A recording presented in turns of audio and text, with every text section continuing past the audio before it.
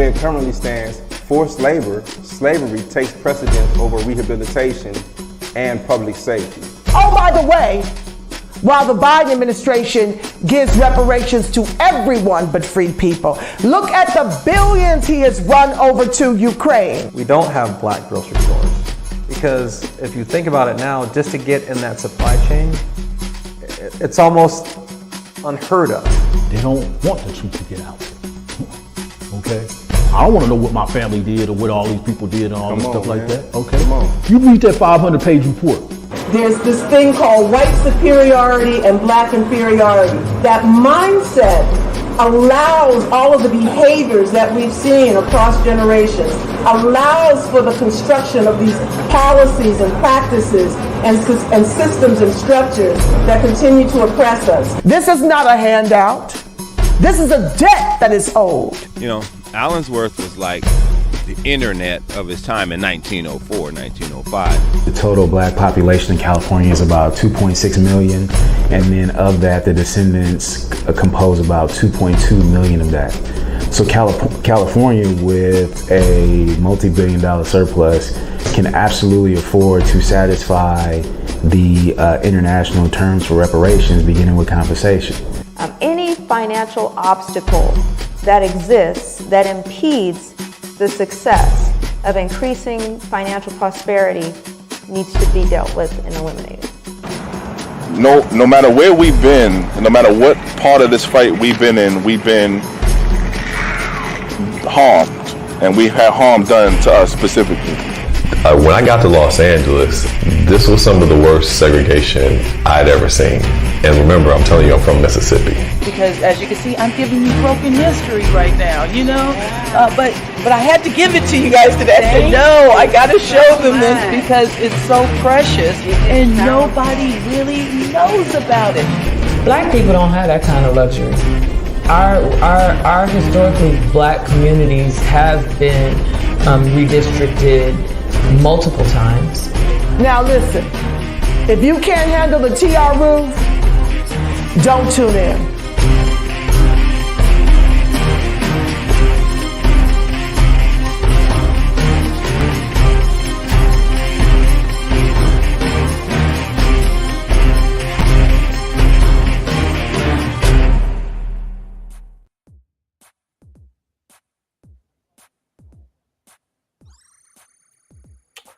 Welcome everyone in the building. This is Emin, the Mass Media Group Reparations Recap 2023. This is Monday, January 1st, 2024, and close to 10 o'clock, but we're a little bit later.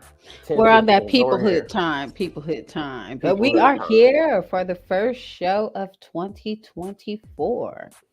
Yes, ma'am. To take a look back at what happened in 2023. Absolutely. Let's do this. So what up, Darlene? Yes, and we are so glad to be back again. I am Darlene, and I'm so honored and privileged to be working with Kim and Umoya again in 2024. Absolutely. Facts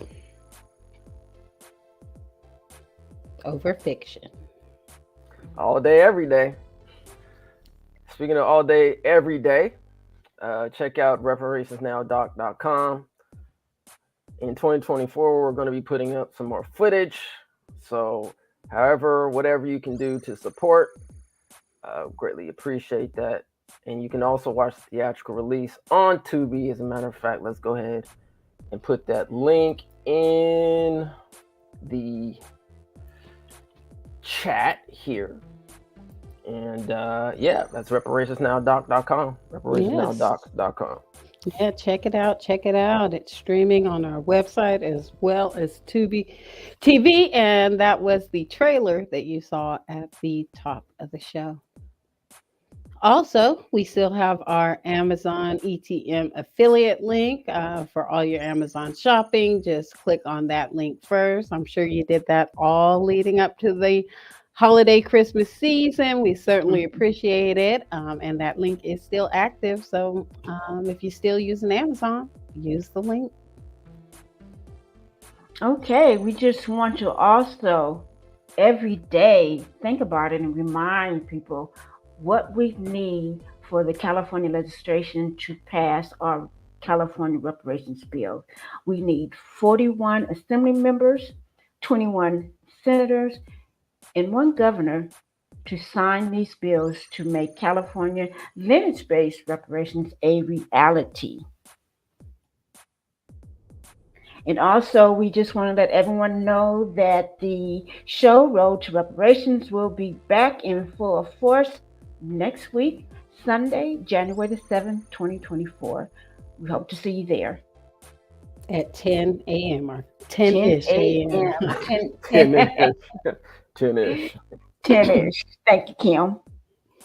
Also, looking forward to 2024, we've got SB 490 legislation that we're looking to move through the legislative cycle in California.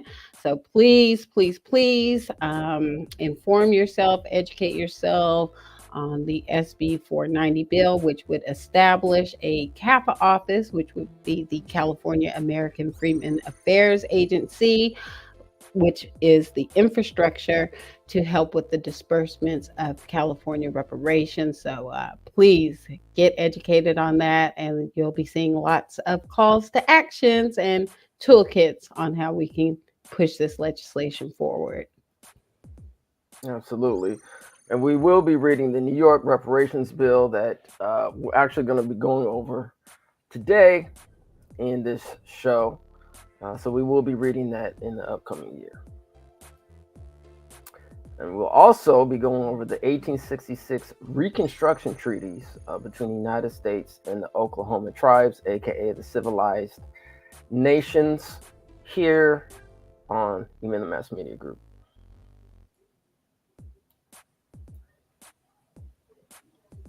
Darlene, you want to take this one? Okay, on Thursdays, we believe it's this coming Thursday, we will again be resuming our reading of the California Reparations Task Force final report in its entirety.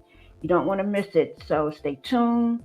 Thursdays at 7 p.m. We will be letting you know if it's this Thursday or next Thursday, so stay tuned. Right. But either way, it reminds me that I've got work to do.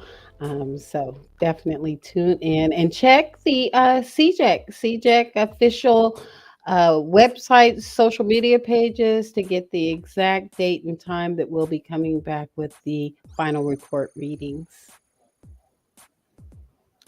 Again, this is our recap show, Reparations Recap. We are separating the real from the fake, just our takes. But yeah, let's get into it. And before we do that, we just want to remind everyone, according to the UN international standards, the 5 forms of reparations are guarantees of non-repetition, restitution, compensation, satisfactory, and rehabilitation. And like we like to say, if it ain't compensation, it ain't reparations. Facts. I noticed, Darlene, you kind of stopped at the compensation and really elaborated on that word. Yes, because as you will see today, as we go through the different states, not a lot in there about compensation. Man, ain't that some facts? Mm-hmm. We stopping at compensation?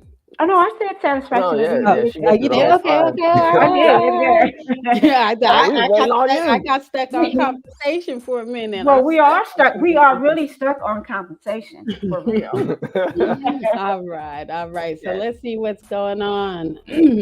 And so, as you know, if you've been following reparations movements throughout the nation here, Evanston, Illinois, touted themselves as the first to enact a reparations legislation. So let's see exactly, what they're doing out there towards reparations. It looks like in 2002, the City Council supported U.S. House Resolution HR 40 So that's one thing they did. In November 2019, the Evanston City Council adopted Resolution 126R19, establishing the City of Evanston Reparations Fund and the Reparations Subcommittee. The resolution committed the first $10 million of the city's municipal cannabis retailer occupation tax, 3% on gross sales of cannabis, to fund the local reparation for housing and economic development programs. Also, in passing Resolution 58R19, commitment to end structural racism and achieve racial equality or equity, in June 2019, the City of Evanston government recognizes that, like most, if not all communities in the United States, the community and government allowed and perpetrated racial disparities through the use of many regulatory and policy-oriented tools. So Evanston actually has paid out what they're calling reparations in the form of housing restitution grants. A couple of questions here on the Evanston reparations fact sheet. Is reparations only for African American Black Evanston residents who are United States direct descendants of slaves? The answer to that is no. The program identifies eligible applicants as Black or African American persons having origins in any of the Black racial and ethnic groups of Africa. The person must reside in Evanston at the time of disbursement of funds. Another question that caught my attention: what does my selection number mean? Applies to ancestors only. Only those that have applied as an ancestor have a selection number. The selection number is your place in line to receiving fundings. So that's just I have a question for you, Kim. I have a question for you, Kim. For you, the question number one about is reparations only for African Americans, Black Evanston residents who are United States direct descendants of slavery. Is it safe to assume they picked it up because they are following HR 40? I couldn't be certain on that, but it does seem like they have gone the, race neutral route in identifying any of the diaspora groups from Africa as eligible in this instance, where, and I know we'll be going over California later, as we made it distinctive to lineage base. So I'm not sure why they did what they did, but yeah, that's the protocol out there in Evanston. There is a recent article, well, back in March of 2019. I'll just read some of this briefly. On Evanston, city plans up to 80 more grants in second round of reparations. This article was written on March 9th, 2023. The city plans to award 25,000 reparations grants to between 35 and 80 ancestors in its second round of disbursements, more than twice the 16 grants dispersed in its first round, which began in January 2022. Tashik Kerr, assistant to the city manager, and city interns began meeting with all ancestor applications, those who lived in Evanston as adults between 1919 and 1969, this week to discuss the restorative housing program options. The city doesn't have a date set for when the next round of ancestors will have access to the funds. Quote, the city will have a clearer timeline for the next round of funding distribution following the conclusion of these meetings, end quote, Kerr said in an email. Kerr said the city can't disclose the actual number of grant recipients who will be included in the second round without revealing the amount in the reparations fund. That's because the cannabis tax revenues come from the city's only marijuana dispensary, Zen Leaf, which doesn't break out store revenue.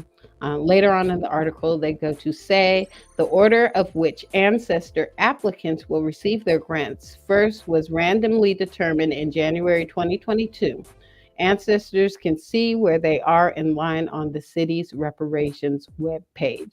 So apparently, the first round, the 16 recipients were selected through a lottery type system where they actually, pick numbers. But it looks like in the next round they have implemented some kind of a system where you have a number in line. So if you have an ancestor application in, you can go to the Evanston website to review where your place in line is for receiving funding. The latest article that I was able to find on Evanston. Kim. Yes. Do you mind? Could we go back to that other slide real quick? Sure. The previous one. You could, please. All right. All right. So in terms of, and if anybody is in Evanston, please let us know if you know of anybody that has actually received these funds. We would definitely like to get them on this platform so we can actually talk to them about it. Obviously, we understand for privacy concerns, we do respect people's privacy. However, I know when we did a little research on trying to find out how to go about or who is receiving it, it was a little hard because just couldn't find that information. So I just wanted to make that point out there for the public to know. That's it. Okay, thank you for that information. Oh, and one other thing before you change the slide, Kim, and then the term that they're using, the ancestors, we don't really know what they mean by that. Yeah, I'm not certain. I'm not certain. But also looking at this article where they say 35 and 80 ancestors, I guess they use such a broad range because, as it alludes to in this third paragraph or fourth paragraph, is they cannot disclose the number of recipients without disclosing how much is in the funds. So I guess that's a way to, I don't know, throw people off the trail of how much funding that we are actually talking about here. But again, if anybody is actually in Evanston and has received one of these grants, we would love to talk to you more about how the process went.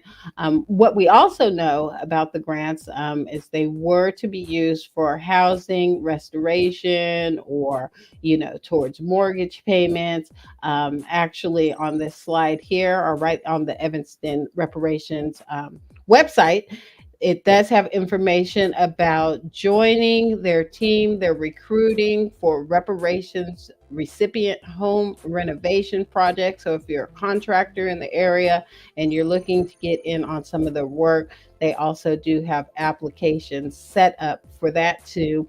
We know that 16 people received the housing fund restoration fund of $25,000. However, there was a brother and sister team who didn't own a home and they're in their 70s and had no intentions of purchasing a home. So they were able to receive a cash payout. So another thing to look forward in the next round of disbursements is, will they allow cash payouts for other recipients? So there is that there. And then again, the most recent article I was able to find on this from about 5-6 days ago now. Evanston prepares for next round of reparations payments. Evanston is preparing to disperse its next round of reparations benefits. The city next month is expected to announce the order in which hundreds of Black residents will receive assistance. They are the children or grandchildren of Evanston residents who were affected by a redlining era in the city between 1919 and 1969. Councilmember Chrissy Harris says Evanston has learned a lot since it became the first U.S. city to launch a reparations plan back in 2019. The city has offered housing assistance and cash payments. Harris said she's glad to hear New York has begun studying the issue of reparations. Quote, "I'm excited for anybody who can pay a debt that is more than financial, it's moral," end quote, she says. So they're calling this reparations, even though we see that it's more of a housing restoration program. But if you go to their website, they say that the housing restoration program is just the first installment in their reparations initiative. So we'll see what other kinds of reparations initiatives they come up with in the future.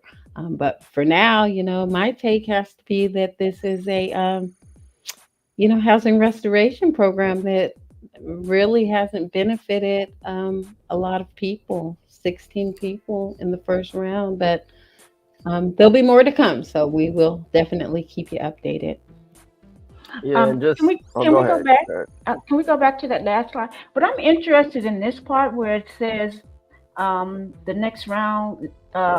They are the children or grandchildren of the Evanston's residents who were affected by the redlining era in the city between 1919 and 1969. Well, for me, that's almost lineage by default because our diaspora brothers and sisters were not here in Maryland during that time period. So I'm hopeful for that period that they would see something. That it's lineage by default. Yeah, by default. Due to the immigration makeup at that time. Well, that makes sense. All right, I guess it's my turn. So let's start off with the state of Illinois. Looks like the state has a commission called the African Descent Citizens Reparations Commission. It's an 18-member commission, ? And I have a question mark there because I think there's currently, don't quote me, about 11 members right now. So I believe some seats do need to be filled. But there is a reparations commission out there in the state of Illinois. One is actually the governor or one of the governor's designees, one member of the House of Representatives appointed by the Speaker, one member of the Senate appointed by the President of the Senate, one member of the House of Representatives appointed by the Minority Leader of the House of Representatives, one member of the Senate appointed by the Minority Leader, 3 representatives of a national coalition that supports reparations for African Americans appointed by the governor, and the last one is 10 members of the public appointed by the governor, at least 8 of whom are African American descendants of slavery. It looks like they began, beginning on January 1st, 2022, and for each year thereafter, the commission shall submit a report regarding its actions and any information as required under this section to the governor and the General Assembly.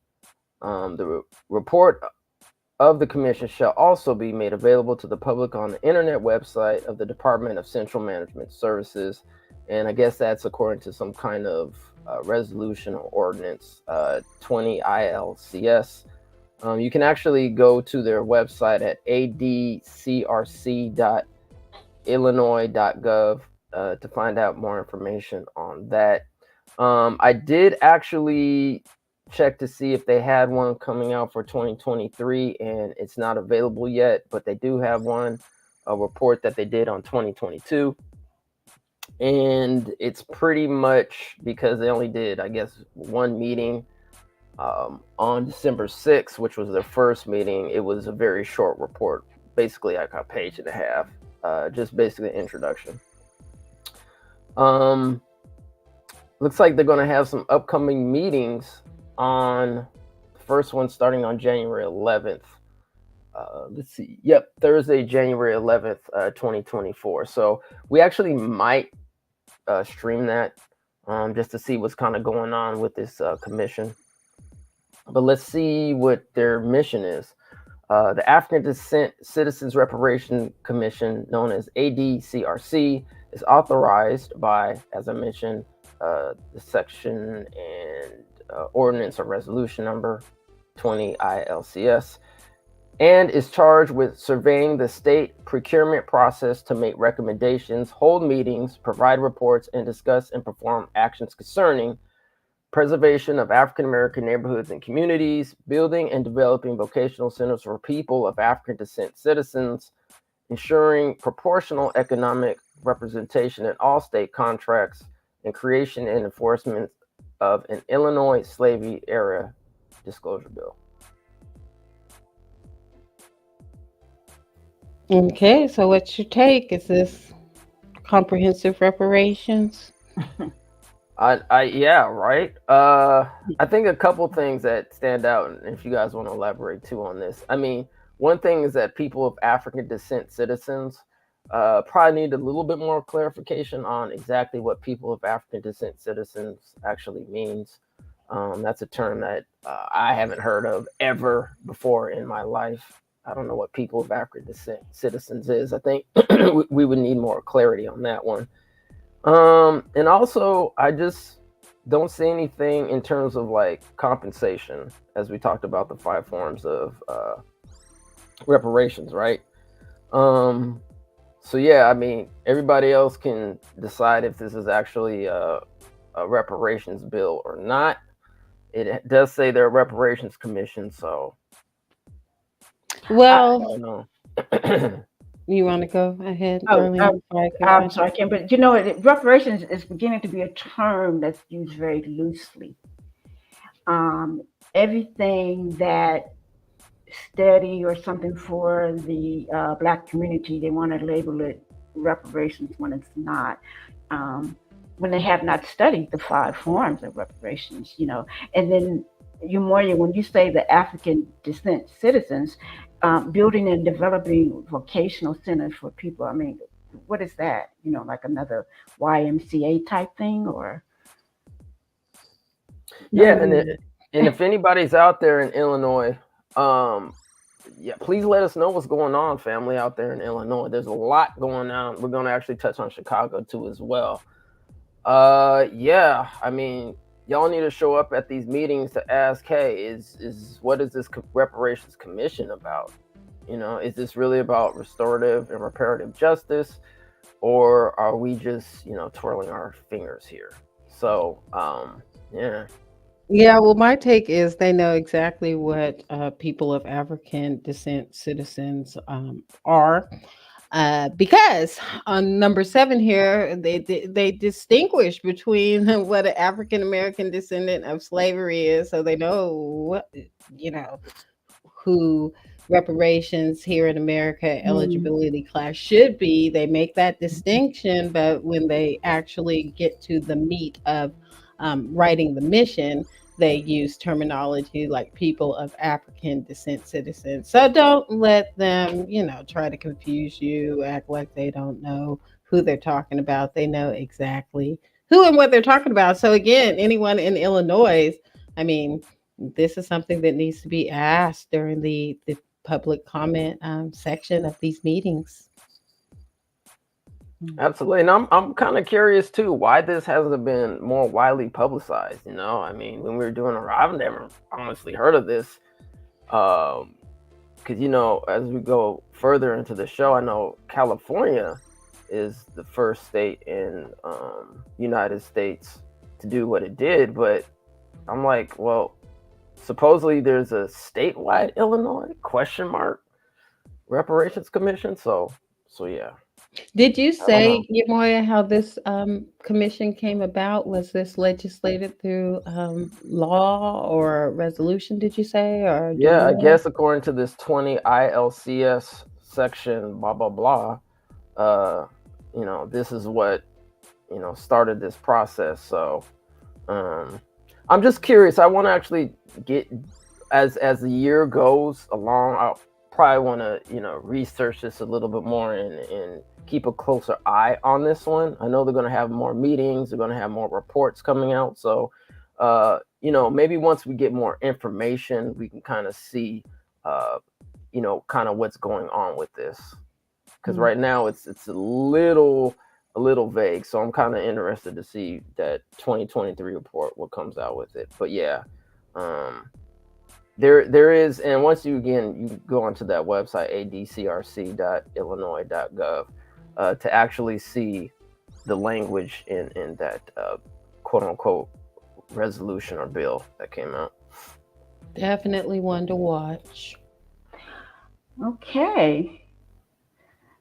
All right. And so let's go with California, which is truly the first state to initiate reparations here in the United States.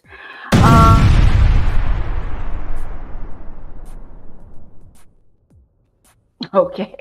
All right. Okay, that threw me for a second, but thank you, Boya. Actually, it was Kim, but shout out to Kim. Oh, well, Kim. I know I I had didn't to. I do that. had to. I had to. You I do had it a to. lot, Boya, so I never know. I know usually I dropped the bomb, but yeah, Yes. that was Okay. Well, as we all know, as of June 29th, if you didn't know, 2023 California Reparations Task Force, CRTF, sunset. So they are no longer holding meetings. And the California Reparations Task Force final report was released with 115 recommendations to the California legislation, and it is over close to 1,100 pages, which we said earlier that the CJEC reading volunteer team is reading every single chapter, every single page. Stay tuned on Thursdays at 7 p.m. And going forward on August 22nd, okay, that is 2023, not 2023. Senate Bill 490 was introduced by State Senator Stephen Bradford to establish the California American Freedmen's Affairs Agency, as we affectionately call it, CAFA. And the bill is engrossed. And what they mean by engrossed is that originally the bill was for an extension of the task force, and Senator Bradford did all these amendments. And so once the bill is amended, they have to engross it to make sure all the amendments are in place when they actually print the bill. So that's what that means.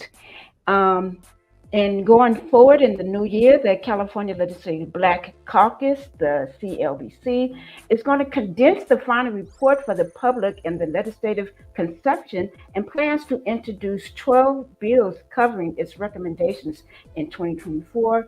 We do not know what those bills are as of yet. Next slide, please, Kim.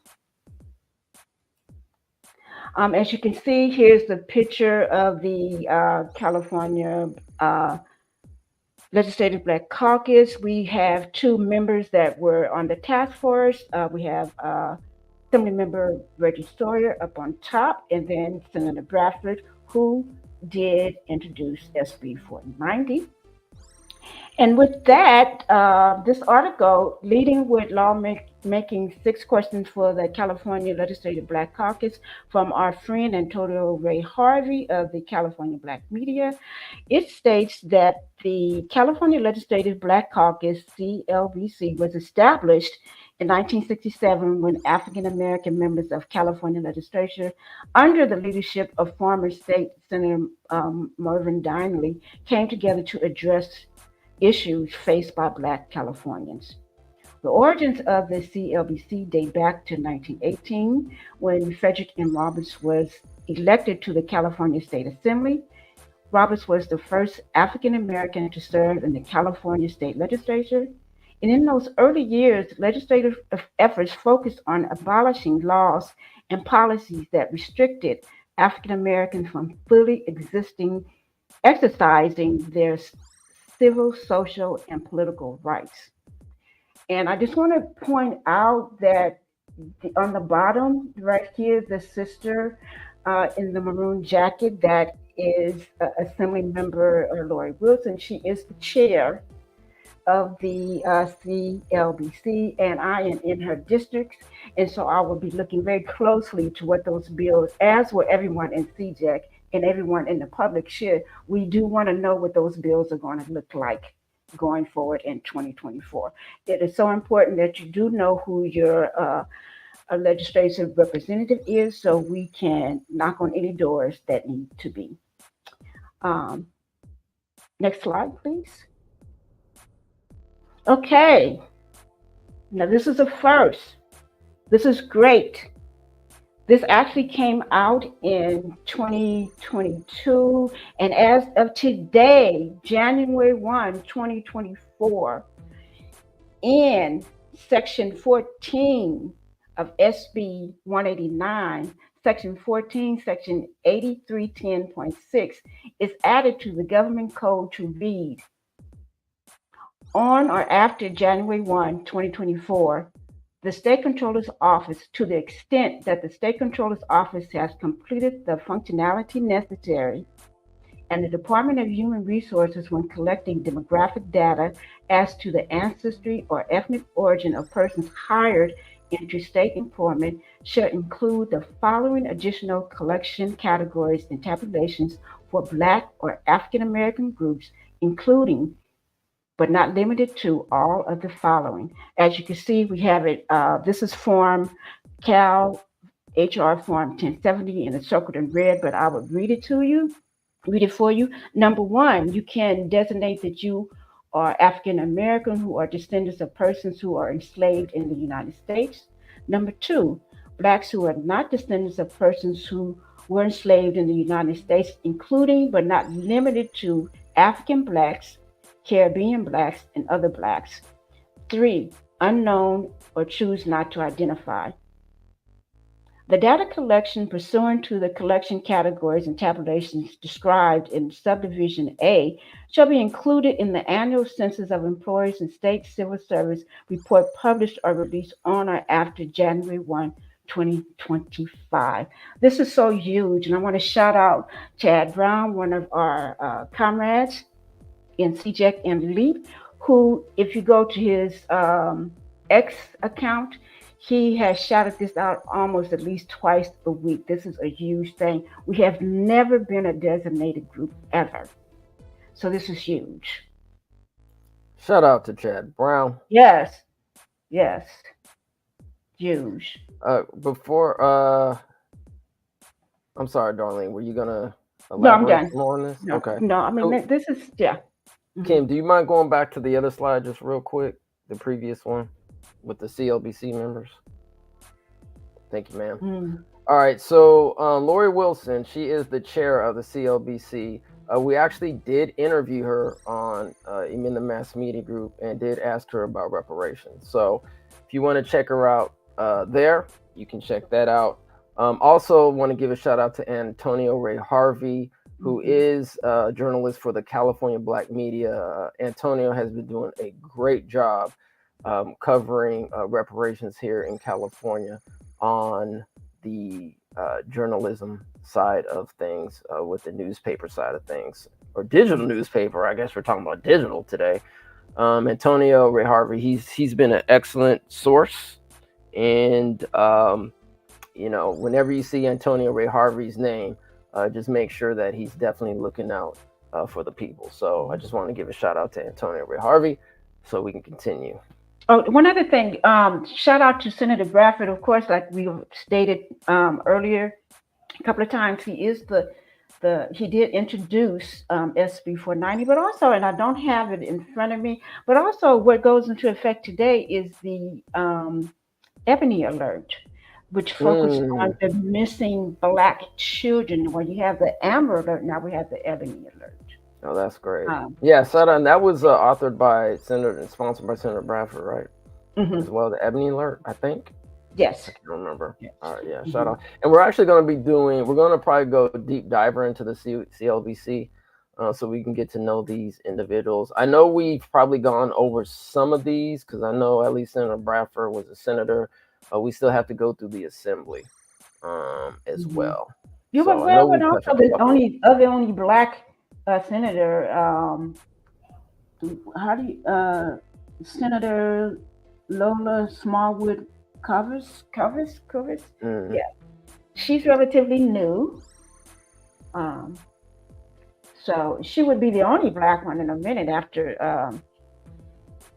Senator Bradford turns out. Yeah. So she would be the only, and yes, and Senator Bradford will be terming out this year, so we definitely want to make 2024 count as far as reparations legislation, and the CLBC has made it public that they are kind of looking at a 3-year trajectory of reparations legislation. So it's going to be up to us as the community of eligibility to communicate with them and let them know what our priorities are over these next 3 Yes, years. especially starting with SB 490. Mm-hmm. Yes. Yes, And also, indeed. again, I want to point out on the top row, the sister here in the blue dress, if I am pronouncing her name, Assembly Member Dr. Akila Weber, who is the Hmm. daughter of Secretary of State Shirley Weber. Yes. Yes. Great point. Mm-hmm. All right, that's your CLBC. And one more time before we move on, we'll just take a look at our esteemed California Reparations Task Force. These were our members. They did a wonderful job. Again, we're reading the final report every Thursday on the CJEC YouTube channel, so tune in for that. Yes. Great And job, Darlene. Great job, you're welcome. Darlene. And it's never too late. Tell your friends who or family members who don't know about the California Reparations Task Force to go to the website, read their bios. It's up there. Absolutely.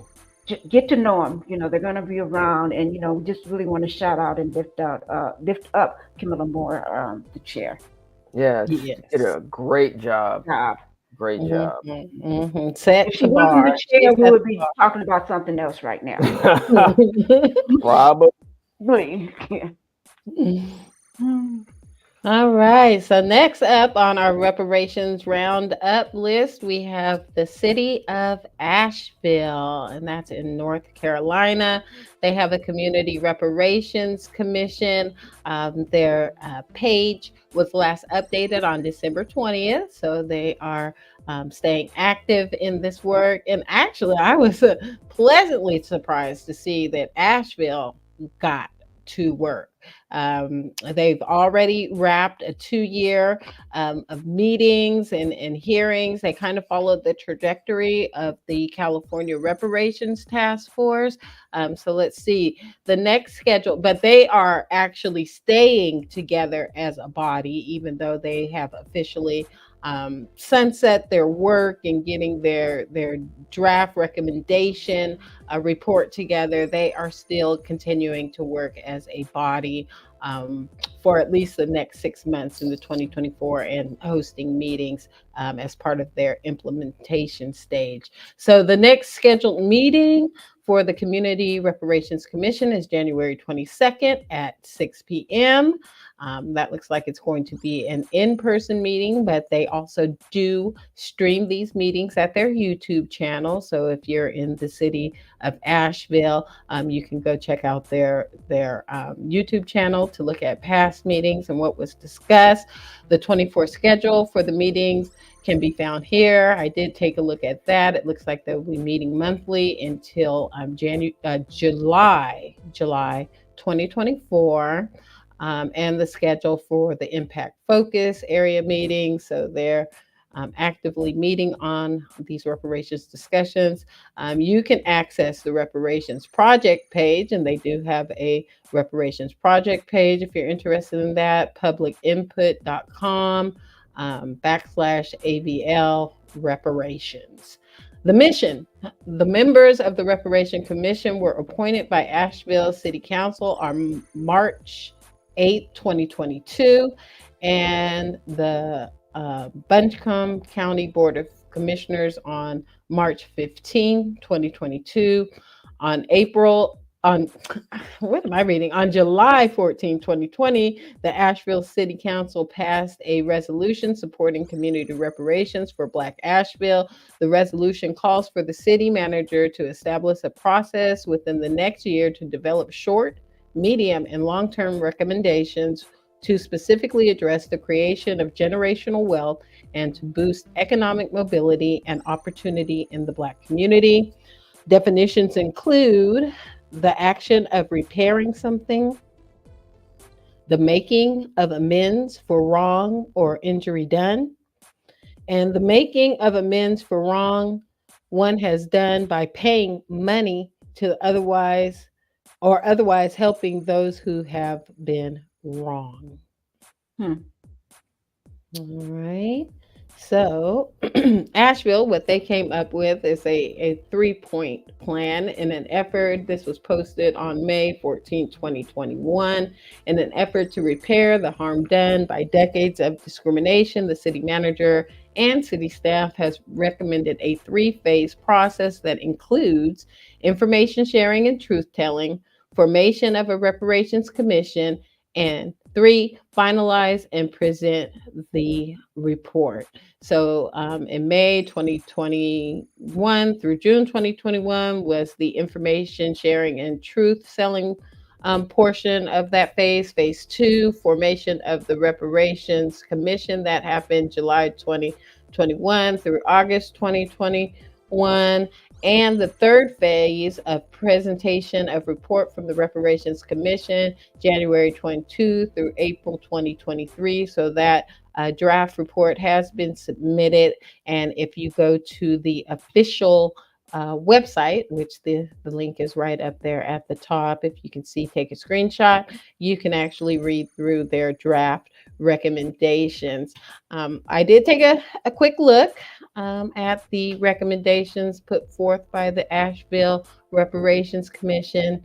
And it's very comprehensive, but I did not see anything about direct compensation. So yeah, a lot of restoration. They talk about urban renewal. They talk about education. They talk about things of these nature, but no direct compensation that I saw so far.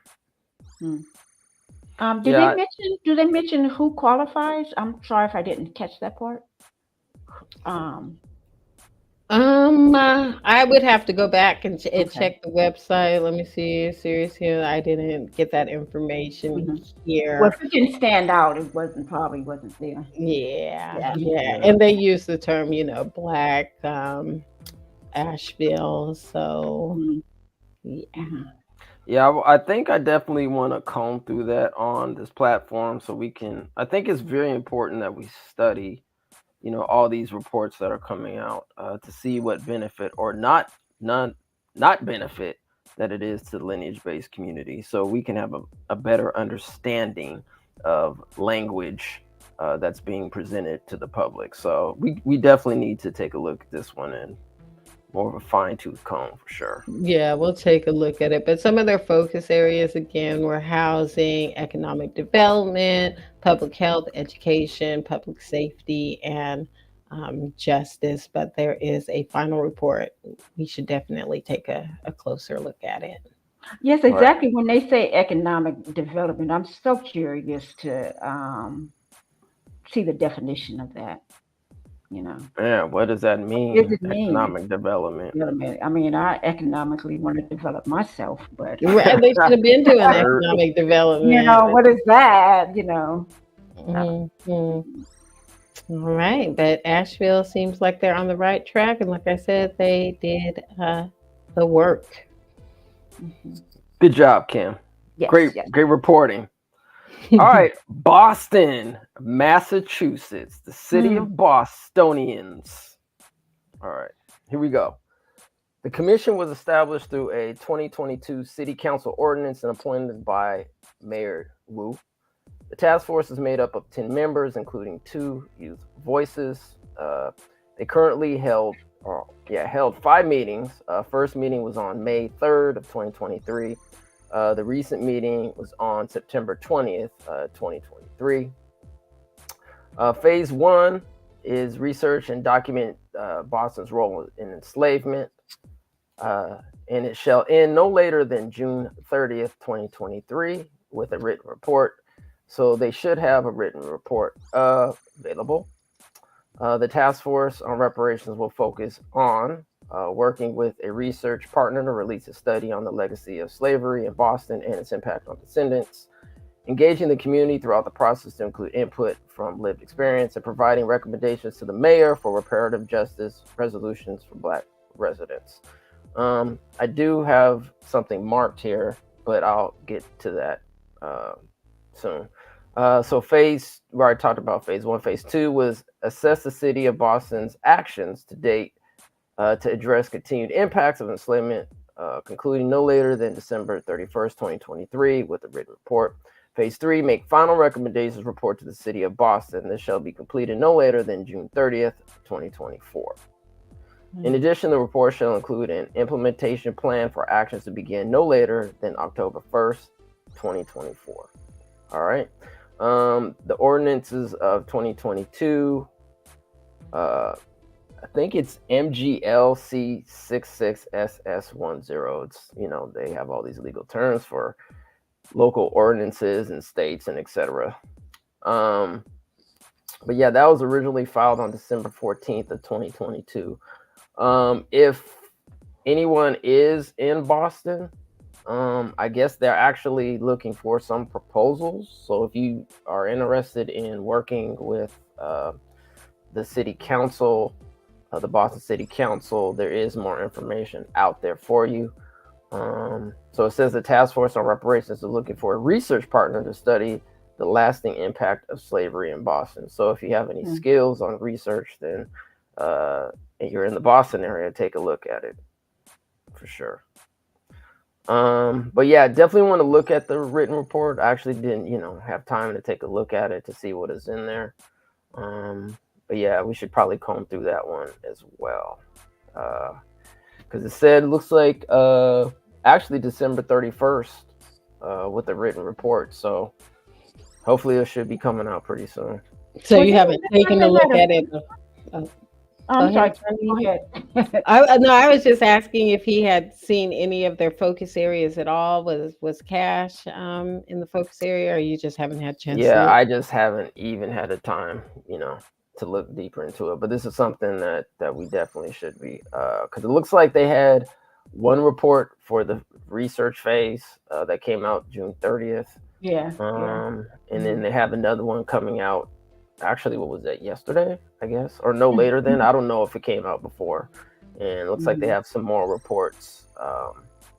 And then supposedly they're supposed to be implementing a plan for action no later than October 1st of this year. So we'll see what is going on. So if you got any Bostonians out there that know more information, definitely let us know. But we do need to see if there's any cash reparations and if there's any lineage-based verbiage in there as well. I think we could also make the distinctions between cash reparations and direct cash reparations. Because direct is coming directly to me. And where's the regular cash going? Housing restoration.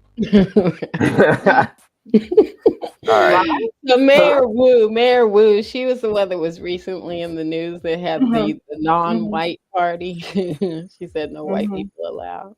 Wow. Isn't she the one that also had the apology for the two black men that were falsely accused of something? Was that her as well? Yes, that was her as well. So she does. She talks a pretty good little game there, and it looks like they're taking action. But like you said, we really need to look into the nuts and bolts of these recommendations and proposals. Okay, thank you, Moya. Okay, up next is Kansas City, Missouri. Okay, and this is their Kansas City flag. It looks like a ice cream cone. Ice cream cone, that's good. I was calling it a heart, but I remember back in the day, like I don't know, we're probably dating our age here, but I remember back in the day when the ice cream truck, quote unquote, man and truck or woman used to deliver. Do y'all remember getting those like rainbow pops? Yes. Well, not the rainbow pop, but it looks like the red, white, and blue one. It looks like that. The snow cone. The snow cone. Really? Am I dating myself? The snow cone. Well, there is a snow cone one, but I thought there was another one that looked kind of like more like a cylinder. Yeah. Mhm. I'm calling it rainbow. My bad. It shouldn't be rainbow. Yeah, it was the red, white, and blue. Why am I thinking rainbow is red, white, Because and blue? it was a I don't rainbow know. one. Was there a rainbow one too? Yeah, I but it don't was know. longer. Rainbow. We used to say rainbow before the Rainbow Coalition, and well, not the Rainbow Coalition, but our gay brothers and sisters. Look, we're taking rainbow back in 2024 too. So Taking rainbow back. Yeah. Taking it back. Okay. All right. Sorry, I didn't mean to throw you off, Darlene. No, but them I mean, colors that just it- reminded me of the ice cream truck. You know what It I'm saying? does. It really does. It really does. Now that you It guys really mention does. Yeah. So Kansas City. Kansas City on January 13, 2023, Kansas City, KC, Council voted to establish a 13-person Mayor's Commission on Reparations through Ordinance 2020-22096. Let's just put it that way. On May 1st, 2023, appointment of the Mayor's Commission on the Reparations to study and make recommendations to the city on reparatory justice for past harms and discrimination practice against Kansas City's Black community. The commission is made up of 13 persons and is divided into subcommittees to study the harms of healthcare, education, housing, economics, and criminal justice. On December 9, 2023, the KC Residents Listening Session was hosted by the Mayor's Commission on Reparations Education Committee. So what they're doing is each month, each of these committees will host a listening session. And to take a screenshot, there's the YouTube where you can actually listen to that first one. I listened to about maybe 15 minutes of it. It is about an hour and a half long. And also what I found interesting about KC, I did spend a little time on their website, and I'd have to say it's extensive. Like I said, they are divided into subcommittees, and they have this awesome organization chart with each committee and the members on it. It is really something to see. I like the way it looked. It's very extensive. I like their website. They do Kansas City Reparations Coalition. They do have a suggested reading list, and some of the books that stood out to me was Should American Pay or Reparations? Should American Pay for Slavery and the Raging Debate Behind It? They also have the From Here to Equality, the Darity Mullins book, The Debt What America Owes Black Americans by Randall Robinson, and Kelly House, which to me, Kelly House should definitely be on everyone's reading list. She was quite amazing. And basically, they have not really decided on when they're going to have the next meeting, or they do not talk about which part of the demographic, lineage base, or flat blackness, who is going to get this reparation. So that's just yet to come. They do not list if they're going to be on the website. They do not talk about anything about releasing a report. So that's something that we have to kind of follow. So after all these meetings, then what? So that's right. Then what? That's why it's important for everybody in these cities to get involved. I know, family. And that's the thing about it. That's why, I'm not gonna go on my soapbox here too long, but I mean, that's why it's so important that these individual local reparations, that people get involved, because it's gonna be a groundswell, right? Mm-hmm. Mm-hmm. So wherever y'all at, if you got family members out in Missouri, in particular Kansas City, please reach out to them and say, hey, let us know what's going on. Right, and we have to hold these people's feet to the fire and accountable, because they're not going to do the work on their own. If you're not in their ear telling them what needs to be done, believe me, trust me, nothing will get done. And the thing about it, you could have a great website, which I thought it was great. I'm not going to, take that from them, but I need the what's next. Exactly. Yeah, and they don't have that on their website. So yeah, they just started. So they just held their first meeting this December. So let's get back with them and see what they're doing. And Darlene, do they have Did they mention a sunset date in here or no? No, they don't. That's what Okay. I'm saying. You know, like some Gotcha. of the ones will stay 2 years or 18 months, which I'll Yeah. talk about coming up. They don't. They don't have a sunset. They don't have we're going to release a report, and they don't have a what's next. They don't have none of that. They just have a really extensive Website. Cool. Yes. Okay, we'll give Kansas City a little grace while they get the Not much though. Not much. Not much. Okay, they also have something going on in St. Louis City Reparations Commission, a community-driven commission to assess the history of race-based harms in the city, explore the present-day manifestations of that history, and recommend a proposal to begin reparations. And this came about from an executive order from the mayor's office. Mayor Executive Order number 75, but they also reference in authorizing legislation and Executive Order number 4. So again, this has come through executive order. They had to get right down to business. It was established. They established the commission on December 2022. An overview tells us that establishing a community-driven commission to assess the history of slavery, segregation, other race-based harms in the city of St. Louis, explore the present-day manifestations of that history that have been inflicted and necessary for the welfare of the city of St. Louis. The city of St. Louis Reparations Commission shall be composed of 9 members to be appointed by the mayor pursuant to the city charter article 7.1.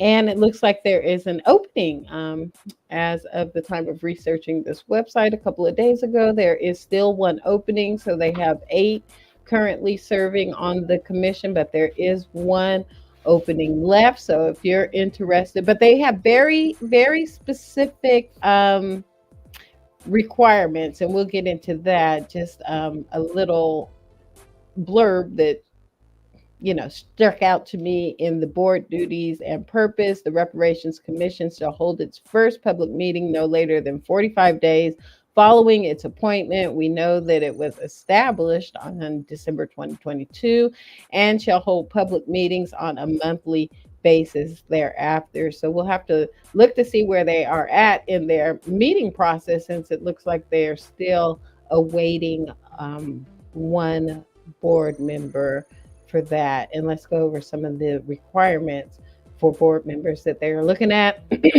Like I said, City of St. Louis is very specific on the type of commissioners that they're looking for. All members shall be residents of the City of St. Louis. They're looking for a civil rights advocate. At least one member of the Reparations Commission shall be an employee or representative of a recognized civil liberty advocacy organization. B, they're looking for an attorney. They're also looking for a member of the clergy. They're looking for a member that is in the academic discipline.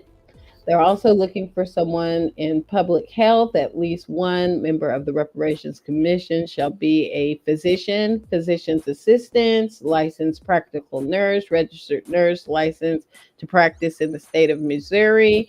So very specific on what they're looking for as a public health representative. They're also looking for a youth representative between the ages of 15 and 18. At the time of their nomination. And finally, they're looking for the remaining 3 members shall be residents of the City of St. Louis, selected by giving priority to those perspectives whose perspectives are informed by 1, experience with systems of extreme disadvantage, including but not limited to homelessness, incarceration, state violence, or poverty, and or 2, experience developing, advocating for, and implementing social justice initiatives, facilitating public dialogue, and communicating new and challenging ideas. The terms of these appointments expire April 15th, 2025. And if you look over to the right there, it just shows who the 8 members that they have selected are, and you can actually go to the website www.stlouis-mo.gov /government/boards. Take a screenshot if you want to take a closer look, and you can research who some of these members are and get some more information on their background and history. I don't know who the eligibility, class is for this one, so that's another one we'd have to take a closer look into. But it sounds like they're just kind of really getting started. Well, just getting started, but then it says that the term expires April 15, 2024. Right. And it said that they should have been meeting 45 days after December 22nd. So anybody in St. Louis, if you know anything about this, let us know how it's going. We would love to hear more about these St. Louis initiatives. I know that's where my mom spent some time in St. Louis, that it was just so racist they had to move her further out west. And that's how we ended up in California. Welcome to California, but not really. All right, Chicago. Push for reparations in Chicago gets new life as Johnson earmarks $500,000 for new panel. I'm not going to harp on this too much, family, because Chicago's got a lot going on right now. But supposedly, Mayor Brandon Johnson backing the creation of a new subcommittee to study the issue and agreeing to earmark $500,000 in his 2024 spending plan to fund the panel's work. So, our Chicago family, man, y'all got to be on top of this one. That's all I got to say. Y'all got to be straight on top of this one. See where that money is going.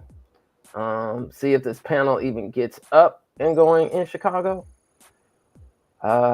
Yeah. So that's about it. Just because it's earmarked, doesn't mean it doesn't get directed someplace else. Yeah, and absolutely. I'm sure you'll touch base on that phenomenon when we discuss San Francisco. Yeah, we can go to the next one. Okay, the next one is New Jersey. It is the New Jersey Reparation Council. As you can see, they are using the Sankofa bird.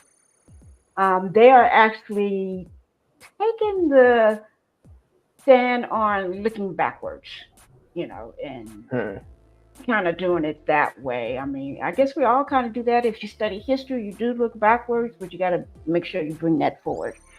And so New Jersey, the New Jersey Reparations Council was convened by the New Jersey Institute for Social Justice. It is comprised of 9 committees, which are the history of slavery in New Jersey, public narrative and memory, economic justice, segregation, democracy, public safety and justice, health equity, environmental justice, and faith in Black resistance. It consists of any time between 45 to 50 members. That's huge. On September 26, 2023, the New Jersey Institute for Social Justice held its first Reparations Council meeting to study the role of slavery in the state and propose reparations for those who are affected by its lasting impacts. They recently had another meeting, December the 4th, 2023, on the Segregation Committee, had their meeting, and it was held virtually with the public being able to call in. And there will be additional public meetings over the next 2 years. The committee's writings will be combined, so all 9 of them will combine their fact-finding issues, and the committee's writings will be combined into the council's first comprehensive report to be released on Juneteenth, 2025. So we won't see anything until June 2025 from New Jersey. But initially, there was a bill from New Jersey, Bill A938. It was introduced January 11, 2022, to establish a New Jersey Reparations Task Force. But as of this date, it has not been certified by the Office of Legislative Services, OLS, for a fiscal note, meaning they are not funding it. So it's dead right now. So that's what that means. So then this, you say that this New Jersey Reparations Council was convened by the New Jersey Institute for Social Justice, so not Justice, yes. a government That's body. not a governing body, and it's not a task force. Mm. That bill is still sitting there, waiting to be funded by the Office of Legislative Services for a fiscal note. That is what they're calling it. Okay. So my Yeah. next question is, what are the next steps after they compile all their research? Well, Where they're just starting. They've had two meetings, and just have to go back to the website and see, because there's compiling once all these 9 committees meet, and then they're going to release their final report. So I mean, but okay. I mean, it's one Yeah. to follow, but I'm just wondering, where is the final report going to go? I mean, who's going to look at it and talk about it doesn't impact? say, and that's something that I could look further into, but it just said it's going to be released on June 10th of 2025. Okay. Yeah, I'll All make a right, note of That's that. quite a bit. 45 to 50 members. That's a lot of members. That's going to yeah. get convoluted. I would think so. Yeah, I think so. But that's How what they're many of the doing. members do they have? Do they have them all that they need, or do we know? Well, they have. They didn't say they were missing like the one you just did. They're just saying it can be up to 45 to 50 members at any given time. Okay, well, I mean, that's quite that's a lot.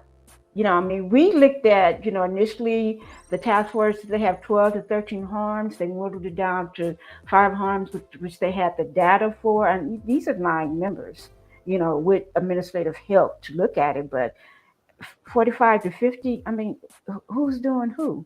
I mean, it's just,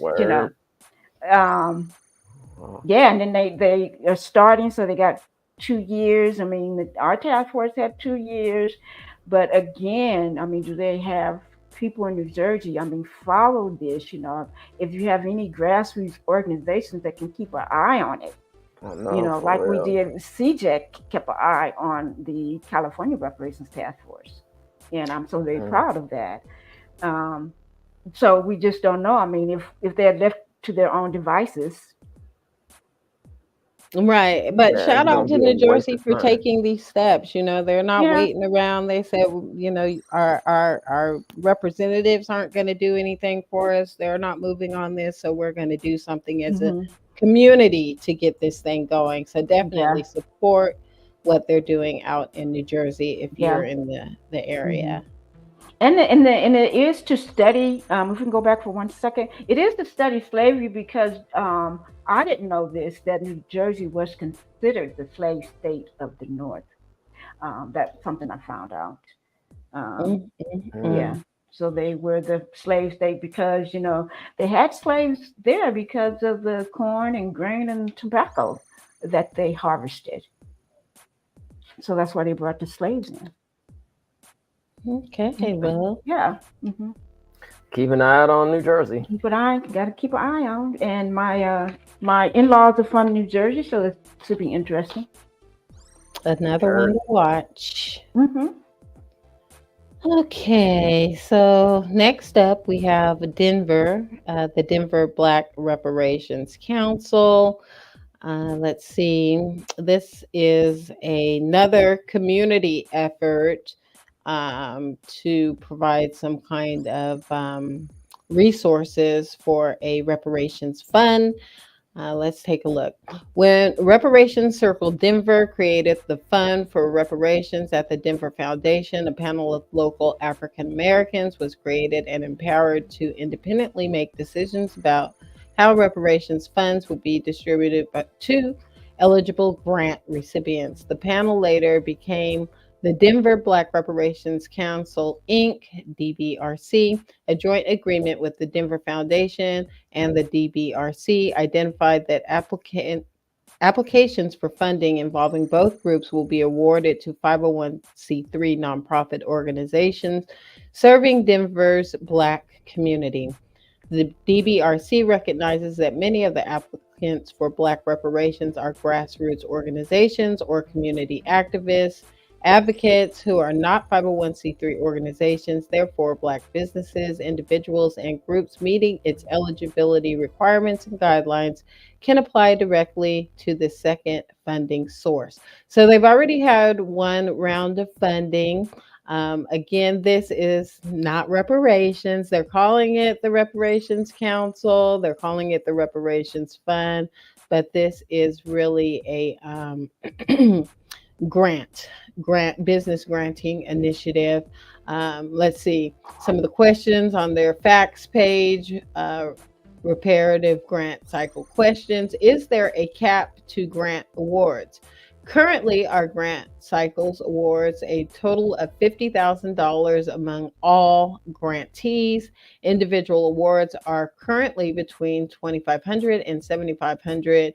We do not recommend asking for more than $7,500, the current cap for this award. So again, as you can see, it is a granting program, which it's a start. It's a start for these Black businesses to get a little bit of seed funding, but it's definitely not reparations. And of course, there is an application process that they have now opened up to non-501c3. So when you go to the website, if you are in the Denver area and you're looking to access some of these grant funds, there's a section where you can click if you're a 501c3 to apply for that. It's tax exempt organization.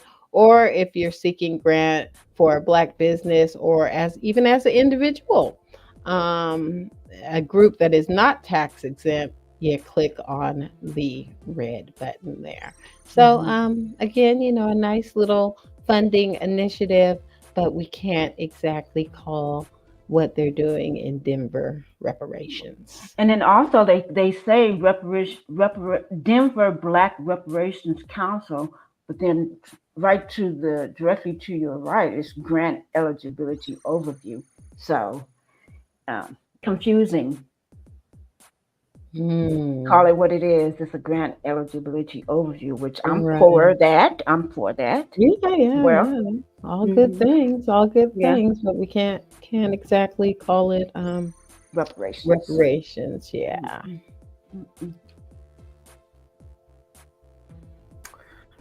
All right, Los Angeles, California.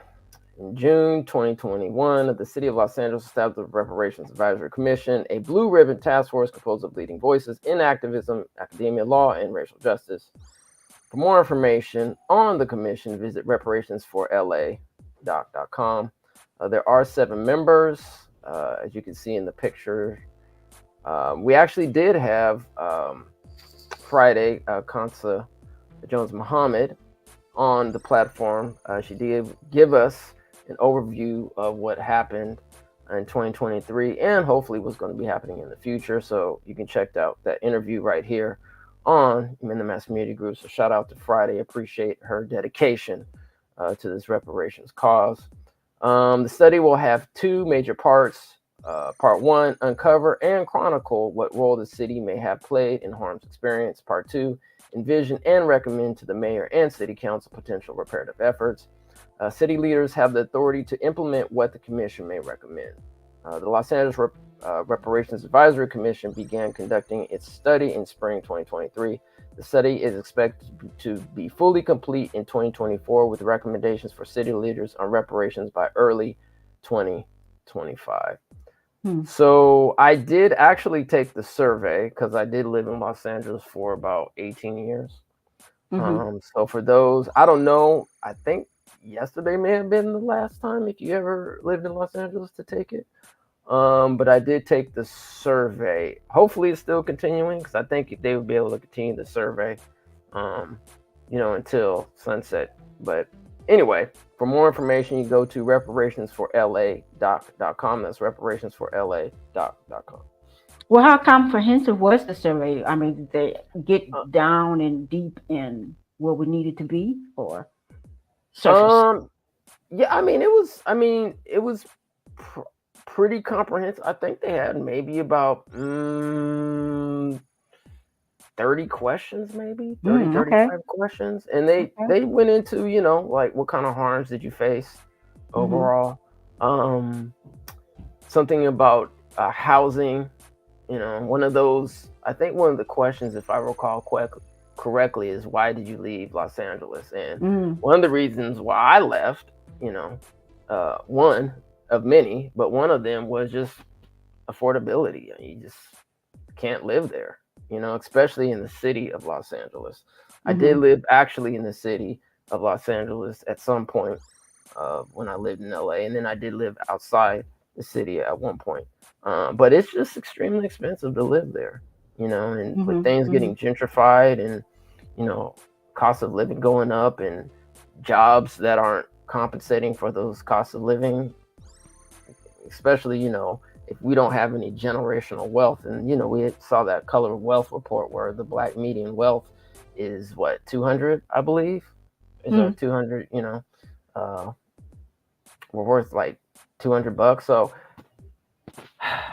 we'll see what this Los Angeles Reparations Task Force will come up with within the next, I guess, this year, 2024. So, best wishes to them. Great. And I have a lot of family in LA. I need to look into that survey for them as well. So thank you for that. Okay, the next up is Detroit, Michigan. I will say that when we were looking, this is my first year with ETM doing the recap, and I kept saying, I want to do Detroit. And the reason being is that I just recently read a book called Detroit 1967. It was about the uprising during that time. And what drew me to that book is for years, there was an incident in 1967 at the Algiers Motel, which one of the R&B group, the Dramatics, back in the 60s, they were quite young. 3 of the original members were there. And one of the young men that got murdered at the hotel was their valet and chauffeur. So it was for a long time, I didn't even connect the two. I just a couple of years, maybe 10, 20 years ago, I connected the two. And then I found this book. So it is a great book. It's called Detroit 1967, Origins and Impacts and Legality. So that's why I really was focused on Detroit. So we have the Detroit Reparations Task Force co-chair. Cash payments are only part of the potential solution. So that was the name of the article that a lot of this is taken from. And so February 24, 2023, a ballot initiative to establish a reparations task force, a 13-member body that will research harms done to Black Detroiters through slavery and systemic racism practices of the past and the present. On April 13, 2023, the first task force meeting was held. As this is the picture that you see. And the executive co-chair, Lauren Hood, she stated during that meeting that cash payments are potentially part of the discussion, but solutions will involve so much more than a check. One of the community members called in, Kofa Kenyatta, he stated reparations can mean a lot of things, but it must include no strings attached direct cash payments to Black people and systemic change throughout all levels. The task force is expected to provide a written report to the City Council with its findings within 18 months of the first meeting. So 18 months after April 13th. So we'll look forward to it sometime in the middle or the end of 2024. And what I found interesting is that they are not right now, and that can change. The task force has not focused on Linux-based reparation, but their only eligibility at this moment, the only eligibility determinant is that you have to be a resident of Detroit. So we'll see what that goes. They're just getting started, so I would definitely be keeping an eye out on them.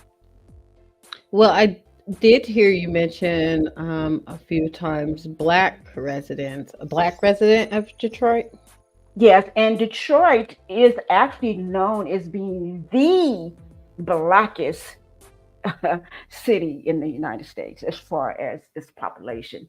So, but they don't come out and say lineage-based reparations. And we're so used to hearing and seeing that in California. I'm looking for it.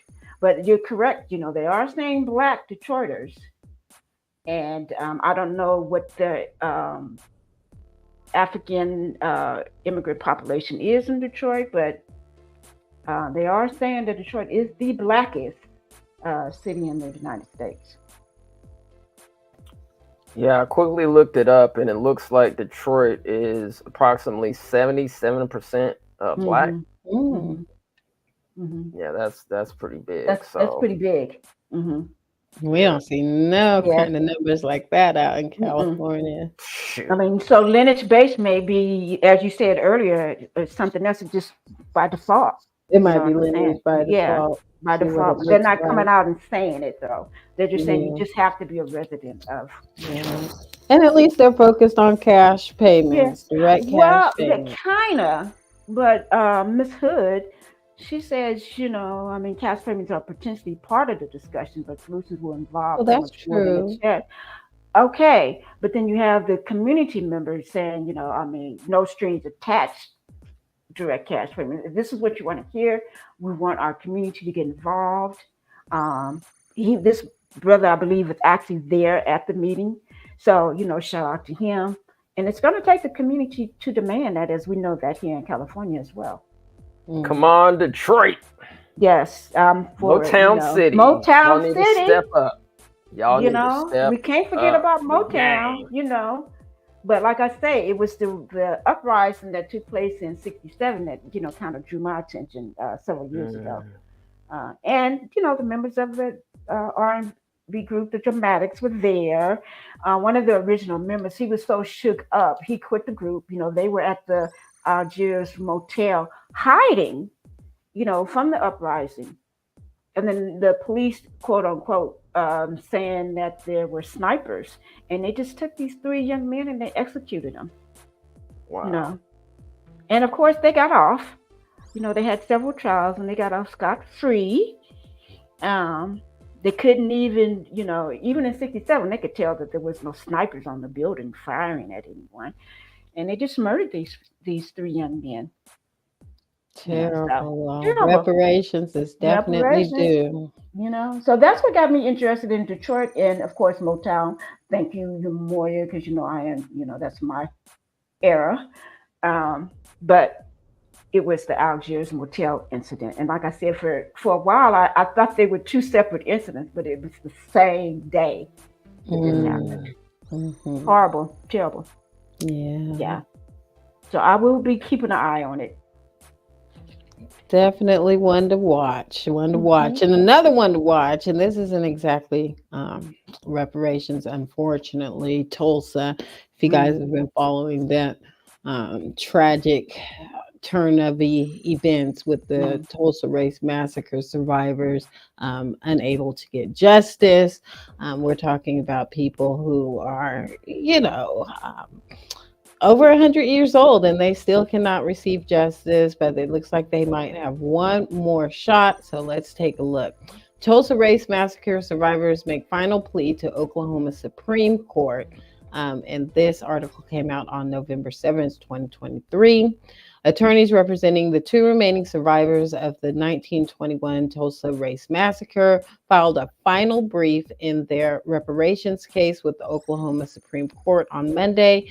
They now await the High Court's decision on whether to let their lawsuit proceed.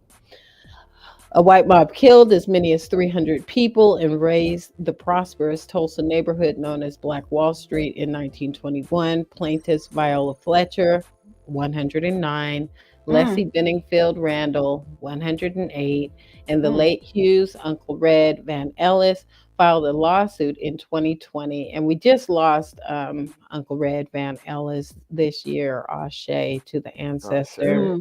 Ashe.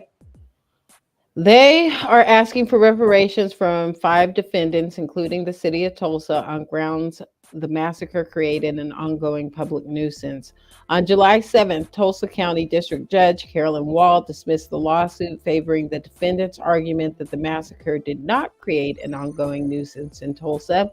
Wall said the survivors did not outline a specific remedy if they won the case, an option supported by an opinion supported by the state attorney general's office.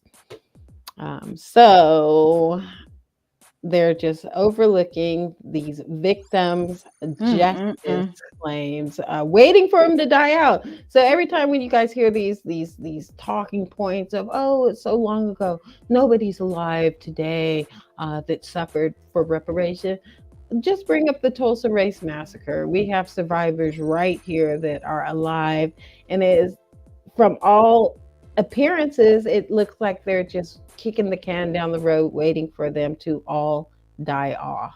That is just criminal. That's all I'm saying. It's criminal. It really is. Yeah. Really So we'll be is. watching that to see how they fare at the Supreme Court level. And I know that actually reading through the complaints is one thing that we're also interested in doing in the upcoming year to, get some more background information about this case, because it seems like it should be, cut and dry to me. Guilty. Yeah, I definitely want to do a show to see what happened in this court case, and to get more clarity, on what transpired, and hopefully will transpire in the future with the Supreme Court, because this is really unfortunate. This should absolutely not be happening right now. Right. And Tulsa is not doing anything about reparations. This obviously is an individual civil case, but they're not doing anything across the board for reparations. And, they have this history, this documented history. They should be the first in line in trying to implement reparations. Absolutely. So speaking of a state that hopefully will be trying to implement some reparations in the near future, New York, Senate Bill S1163A. The Commission shall submit a written report of its findings and recommendations to temporary President of the Senate, the Speaker of the Assembly, the minority leaders of the Senate and Assembly, and the Governor, not later than 1 year after the date of the first meeting of the Commission. Membership. Appoint of the members. The Commission shall be composed of 9 members who shall be appointed within 90 days after the effective date of this act as follows. 3 members shall be appointed by the Governor. 3 members shall be appointed by the Speaker of the Assembly. 3 members shall be appointed by the temporary President of the Senate. Let's see here. It looks like the reparations task force bills was to study on December 19th, 2023 of this year, signed by the Governor. And so yeah, this is the first meeting of the Commission shall take place within 180 days after effective date of this act. So hopefully in the next couple months we'll be seeing something. Definitely our New York family, y'all got to let us know what's going on out there in New York now that this bill has been signed. Once again, we'll be reading the actual bill on this platform. But yeah, our New York family, we feel full confidence that they will turn up in New York to make sure that this bill happens. And one thing that I do want to commend the New York family and the legislature out there, at least to start, is that it's just gonna be a 1 year sunset date and not a full 2 years. So, they're gonna get busy. So shout out to New York. Okay. Yes, we'll definitely be watching that. And I know you have plans to read through the bill. As I understand it, I haven't read through the bill, is that there's some language that needs to be amended regarding the lineage. Yeah, I believe it's what is it? Descendants of African descent or something like that. Something crazy. But yeah. But we know that the New York team is working to get those changes included. Okay. This is another one that is really, really close to my chest. Although I was born in LA, I actually lived in San Francisco. We moved here in 1962, and I'm gonna tell you, it's not the same. But I had a great childhood in running up and down the streets of San Francisco. It was great. I lived in two official black neighborhoods, one unofficial. Um, One time someone told me, I think it was Burgess, oh, you probably didn't have any white friends when you were growing up. I absolutely did not. All my friends were black, and it was just the best childhood. Me and my twin brother, we talk about it all the time. But when we go back over there, it's just like heartbreaking. It's so gentrified. So anyway, as you see, there's a picture of Mayor London Breed. It's not an actually flattering picture, but we will go for it anyway. And as you can see, this beautiful Golden Gate Bridge. On March 2023, Supervisor Shaman Walton proposed $50 million for reparations in San Francisco. Quote, SF. June 29, 2023, the San Francisco supervisors reached an agreement with Mayor Breed to include a $4 million line item in San Francisco budget for the Office of Reparations. So at this point, they went from 50 to 4 million.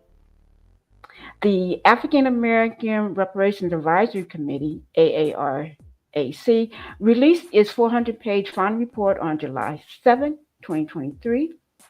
One notable thing about it is that they did state their eligibility. They were now in line with California, and it is for those who descend from U.S. chattel slavery in the United States. So we give a shout out to them.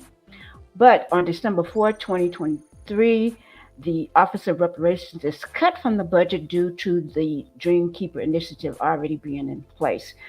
I'll read a little bit of it. It just says San Francisco Mayor London Breed has given the go-ahead, calling for a $75 million in mid-year budget cuts. While there are no layoffs, the cuts would eliminate vacant job positions and scale back some programs that haven't even started. One of them, which is the new office that would have implemented reparations for Black San Francisco residents. It is explained that the funding would have gone towards this new office is diverted to current programs such as the Dreamkeeper initiative, which is already in place. So I'm going to talk about that in a few seconds here. But even though they don't have any more funding, that the AARAC, the next meeting is July 8th, 2024. I am going to be listening because I don't know what they're going to do. Are they going to just say hands up, whatever? So July 8th, 2024? January 8th, January 8th, 2024. It is the next meeting. So it'll be interesting to see how they feel, what they talk about, because, the Office of Reparations have been cut. And the funds that was going there has now been given to the Dreamkeeper initiative. If anyone wants to screenshot that and get this link and look into it. But I have a few notes on it. The Dreamkeeper initiative is a city effort that was launched in 2021 to reinvest $60 million annually into San Francisco diverse Black communities, quote unquote. One thing I will say, because I did spend a little time on that website, one of the questions was, is this reparations? I will give them a shout out because they absolutely say it is not reparations. So thank you for that. And what happens is they're going to give this money to 65 organizations, and these organizations are considered a community-based organization, or a COB, which would be the grant recipient. And which Black communities are determined, and the Black communities that are determined to get it, they are determined by a comprehensive community-centered engagement process. So what is that? Okay. And some of the grantees so far that are Black, that sound Black, are the Bayview Hunters Point Foundation. They were awarded $200K. The Bayview Opera House, $1.4 million. The Bayview Senior Citizen Foundation, $170,000. The Bayview Revolt Against Domestic Abuse, $520,000. And the Booker T. Washington Community Service Center, $250,000. And they have 6 other organizations that are non-Black. So it's a done deal. So I think the January 8th meeting will be very interesting just to see. And, so I'm sure they're going to express their anger, their sorrow. I'm just really interested in seeing how they feel about this. All right, So maybe the we'll go ahead. old bait and switch. The old bait and switch. I mean, God, did they see this? Did they see this coming? I don't know. So they finally get the language right in the eligibility class, right? U.S. chattel slavery. And they say, well, Yeah. actually, we're not going to do anything for you, but we'll just give the money over to these flat Black initiatives. Yes.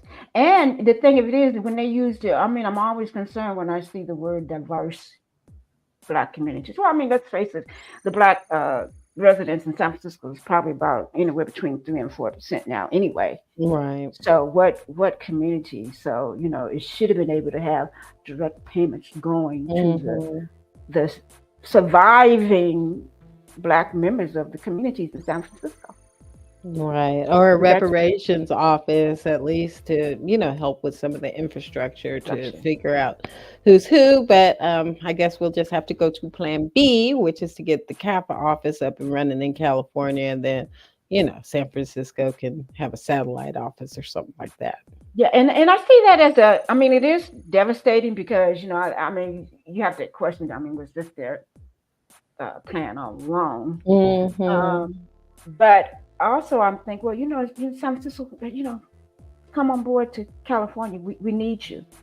This is a team effort to get California reparations pushed into the legislation, and specifically to get right now SB 490. We need that infrastructure, mandatory. Yeah, maybe this will spur them on to get involved in what's going on in California as a whole. Yeah. All right, so maybe we'll earmark that, or maybe we'll just take a look to see if we can actually stream that. You said January the 8th. Yeah. Right, they usually send me a invite, so I will look for it and definitely make sure forward it over. That is next week, I think Monday. It is next week. So. Yeah, it's devastating. Look at her face. She's like, oh, you guys wasn't getting it anyway. Wow. Yeah.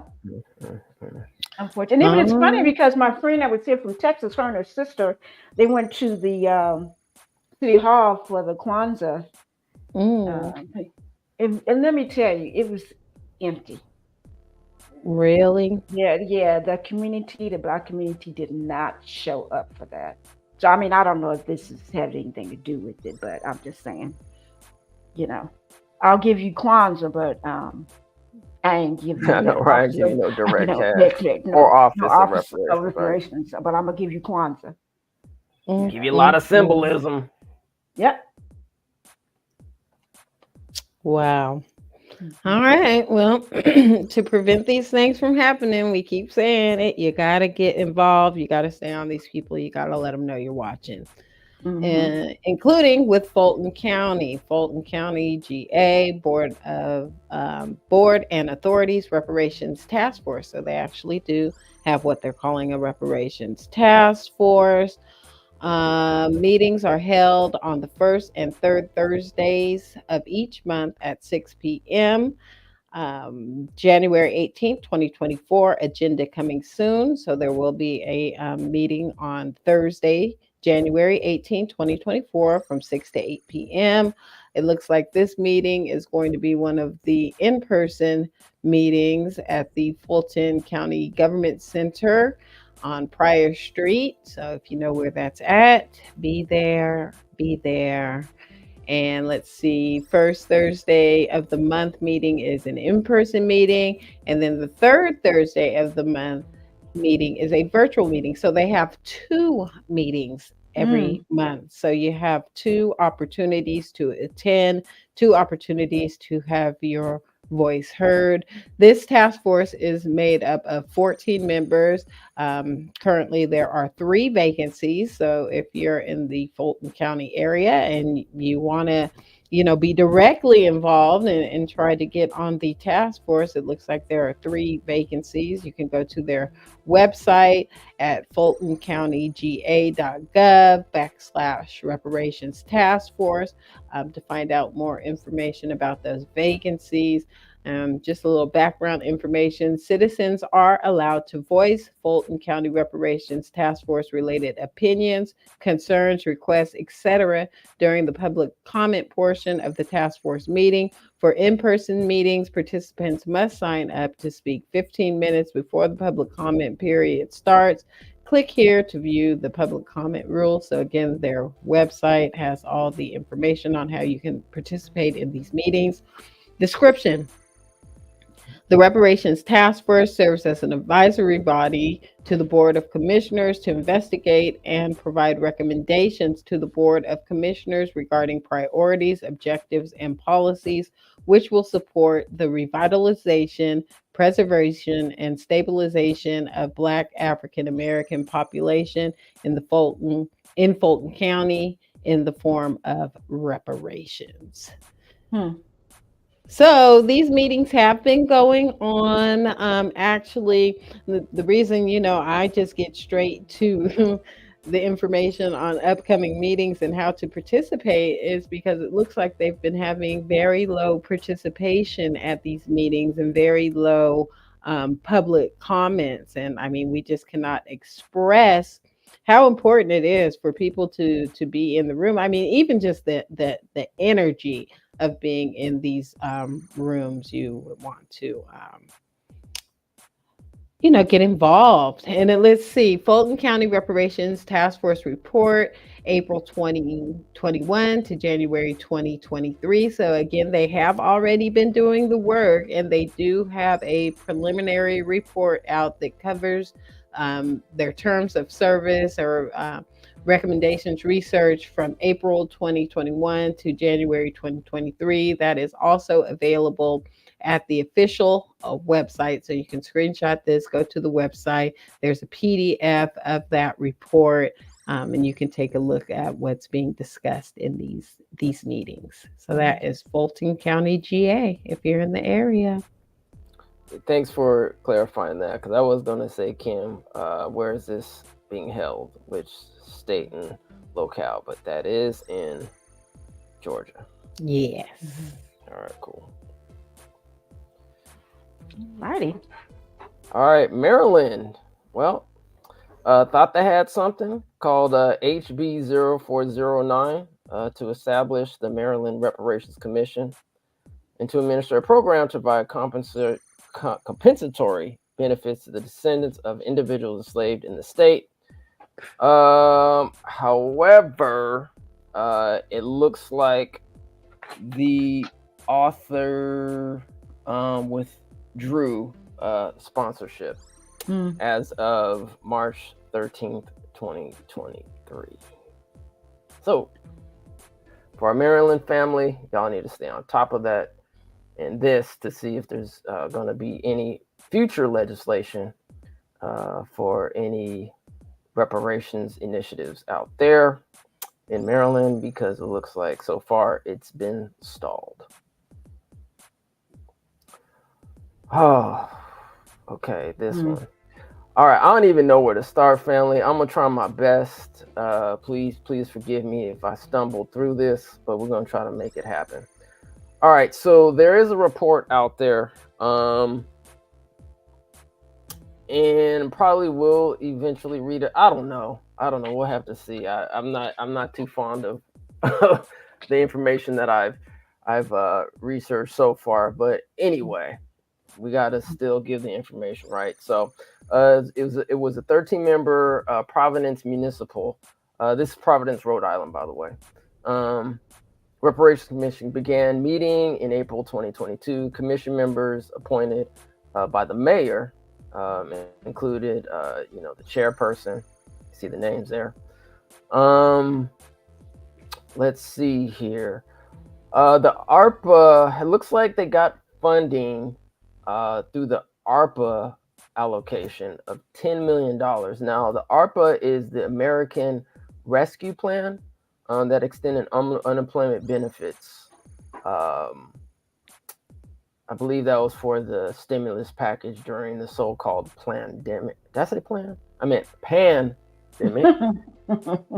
For the American Rescue Plan. So it looks like they allocated $10 million for this particular project. I don't know. I mean, hopefully you guys can see on the screenshot. I don't want to go too much in detail on where it went, but it did go to some town hall meetings, some organizations participated. I'm really trying to get through this, family. It's everywhere but people's pockets. Yeah. It's like you're gonna do all this. I mean, and not actually do anything direct cash payments for this ARPA allocation. You're gonna create all this. What? Anyway, I mean, they could have really. I mean, 10 million for all Just that. got the check. Just got the check. I mean, straight up. So anyway, this is. If y'all want some more information on this, you can look it up. There's a link to the bottom of it. And yeah, but let's go on to the next slide because I think this is telling. Anyway, who would be eligible for reparations according to the city? To help make this determination, the city looked to the Providence Municipal Reparations Commission for their guidance and expertise following significant community engagement and research. Commission opted for eligibility categories for recommended reparations investments that would most accurately reflect the city of Providence's unique history and also respond to the residents in the present day with the most measurable need. 1, indigenous people. 2, African heritage people. 3, qualified census tracts and neighborhoods. 4, residents facing poverty. Will reparations include direct cash assistance / payments? Direct cash payments were not recommended as one of the 11 investment strategies to close the racial wealth gap and equity gap. So it's going to everybody and their mama and no cash payments. No cash payments. Yep. There you go. Shout out to Providence. All right, Virginia. So it looks like, I mean, look, let's just keep this real. This isn't really a true reparations package in itself, but it looks like they're doing some kind of scholarship program and memorial program out there in Virginia, the state of Virginia. So they're using the term or some form of reparations in it. So let's just see what it is. Anyway, HB 1980 Enslaved Ancestors College Access Scholarship and Memorial Program established report. So it looks like this establishes the Enslaved Ancestors College Access Scholarship and Memorial Program or by Longwood University, the University of Virginia, Commonwealth University, the Virginia Military Institute, and the College of William and Mary in Virginia, starting in the 2022-2023 academic year, and with any source of funds other than state funds or tuition or fees increases are required to annually identify and memorialize to the extent possible all enslaved individuals who labored on former and current institutionally controlled grounds improperly and provide a tangible benefit such as a college scholarship or community-based economic development program for individuals or specific communities with a demonstrated historic connection to slavery that will empower families to be lifted out of the cycle of poverty. So far what I did research, and if anybody knows anything further, Kim, do you mind going back to the other side, please? Thank you. So far, it looks like there are 2 colleges that are participating in this: Virginia Commonwealth University and the College of William and Mary. So yeah, Kim, if you want to go to the next slide. So yeah, William and Mary Enslaved Ancestors College Access Scholarship. So if you are attending William and Mary, or you have relatives, or you know somebody out in Virginia that wants to attend William and Mary, and they are of the lineage enslaved ancestry descendants, they can take a look at this scholarship as well. The Lemon Scholarship Endowment, as they're calling it, is $4,000, and the Ann R. Willis Scholarship Endowment is $3,700. Are one-time scholarships that will each be awarded annually to an eligible Virginian undergraduate student to partially defray the cost of attendance at William and Mary. Real quick, according to the scholarship guidelines, to be eligible, an applicant must demonstrate a personal and historical connection to slavery in Virginia, or is a member of a specific community that has experienced a negative legacy born out of the institution of slavery. All right, and same thing with the Virginia Commonwealth University. Looks like they do have some kind of access scholarship program going on there under the HB 1980. So more information on that. If you want to attend or are attending Virginia Commonwealth University, you can check into that as well. And okay, so this okay. Breathe here, breathe. This memorial to the enslaved laborers was actually formed in 2013, which actually became into existence before this HB. I think it was 1980 or 890 something. Anyway, so I don't know if then they like took advantage of, you know, the new law that's in Virginia or not. I wasn't too sure, but according to research, there is some kind of memorial project that has been commissioned on slavery in the university. So who knows? I don't know, once again, if they're, you know, part of this, you know, new legislation or not, but I thought, you know, if anybody is interested, or they live out there, they want to go by the memorial, it is available. Or if you visit University of Virginia, it is out there. I didn't see anything about any scholarship opportunities for descendants, but if you're out there, University of Virginia, definitely take a look into it, because according to that legislation, they should be providing some form of scholarship out there. Enslaved laborers. Okay.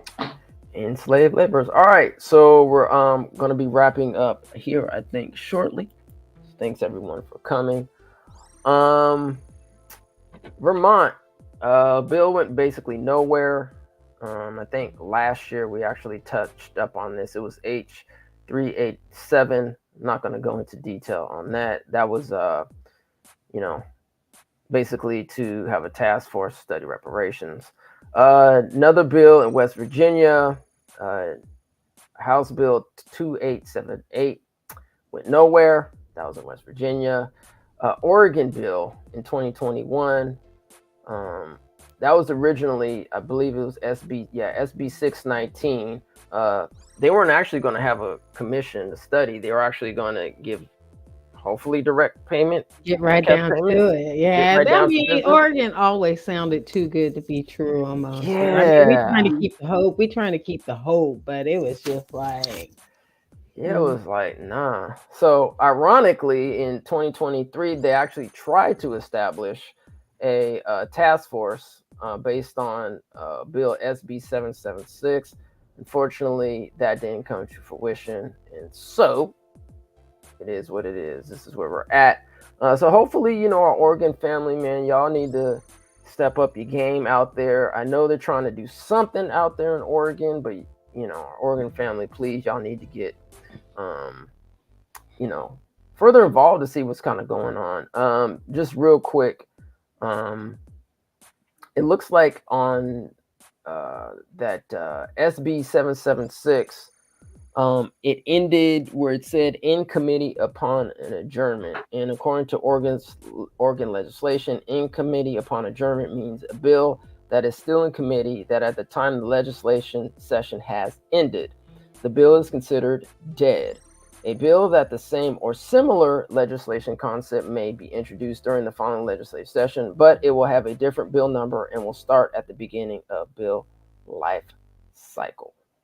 So yeah, so that's Oregon. And Washington, D.C., they did introduce a bill, B25-0152, which is supposedly supposed to have a reparations task force to develop and study reparations proposals out there in D.C. That's about it as far as I research has been introduced, and that's it. So we'll see what's going to happen in the near future with the DC project out there.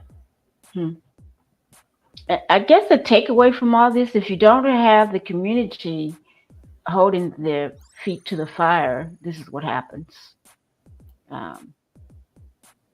They go by the wayside. Right. They introduce something just to say this, make it look like they're doing something, and then it'll disappear if nobody's paying attention. So that's why it is so important to get involved. And we reached out to the author of the Oregon bill. We didn't get any contact. Maybe we should revisit that next year, see if he's even still in office and around and stuff. Absolutely. But if you're in Oregon, even better. I mean, contact these people. Let them know. All right. So I think we just have some updates. All right. It's happy belated watch night, which was celebrated every. What'd you say? Which was last night. Last night. Oh, I thought you said Black Night. I thought you said which night. Oh, which night? Which night? Black Night, which night? Last night. Last night. Yes, last night was watch night. Actually, if you have a chance, did some readings by, I still have the books here. One of them was with Callie House. Another one was the Shakamusa Bawa Shango, African People and European Holidays and Mental Genocide. One was Claude Anderson, Dirty Little Secrets, about Black history, its heroes and other troublemakers. Another book was that I read from is American Negro Slave Revolts by Herbert Aptheker. Yeah. And also, where's that other one? Shout out to Darlene. She's always saying, you need to check out this book. So I briefly read from Dr. Susan Jeffers, Feel the Fear. Anyway. Okay. So if y'all have a chance, go check it, look out. Just read some excerpts from those wonderful books to empower us for 2024 on Watch Night. So go check that out Friday. And Maureen, can you explain for those who, as of yesterday, I did not know what Watch Night is? Well, to put in, and we actually have, I guess technically another video. Let me see if I can find that, because let me put it in the chat. Well, isn't this the cover from the last video that we did? The one you did last night looks different. Yeah, so the one last night was a reading. Basically, I read from different books. But the actual video that we and Kim myself did is a video that basically explains what Watch Night is. And to just summarize it was just a night before, our emancipation. And we continued celebrating that. But it goes into, the Black Eyed Peas, some other elements of Watch Night. And I believe even some people still celebrate it, and even some churches actually may still celebrate Watch Night throughout the nation. But we definitely want to continue this tradition. Let's see, I'm gonna put this in the comment section, so if everyone has a chance, please go take a look at that, because it goes into more detail on what Watch Night actually is. So yeah. Okay. All right, so yeah, can't remember why this is up here, but it is the Freedmen's Bureau. You Freedmen's Bureau, because that's the energy we go into 2024 with, is getting our copper office. That's for sure. Absolutely. And to remind everybody, in which we will once again, that American Freedmen Day is on March 3rd. This is established a national holiday to recognize those enslaved Americans, Blacks, and African Americans that built the United States for free, to recognize the establishment of the Freedmen's Bureau, and other names could include Freedmen's People's Day or Freedmen and Freed Women Day, etc. So we just want to recognize that, this is. And what's the significance of March 3rd?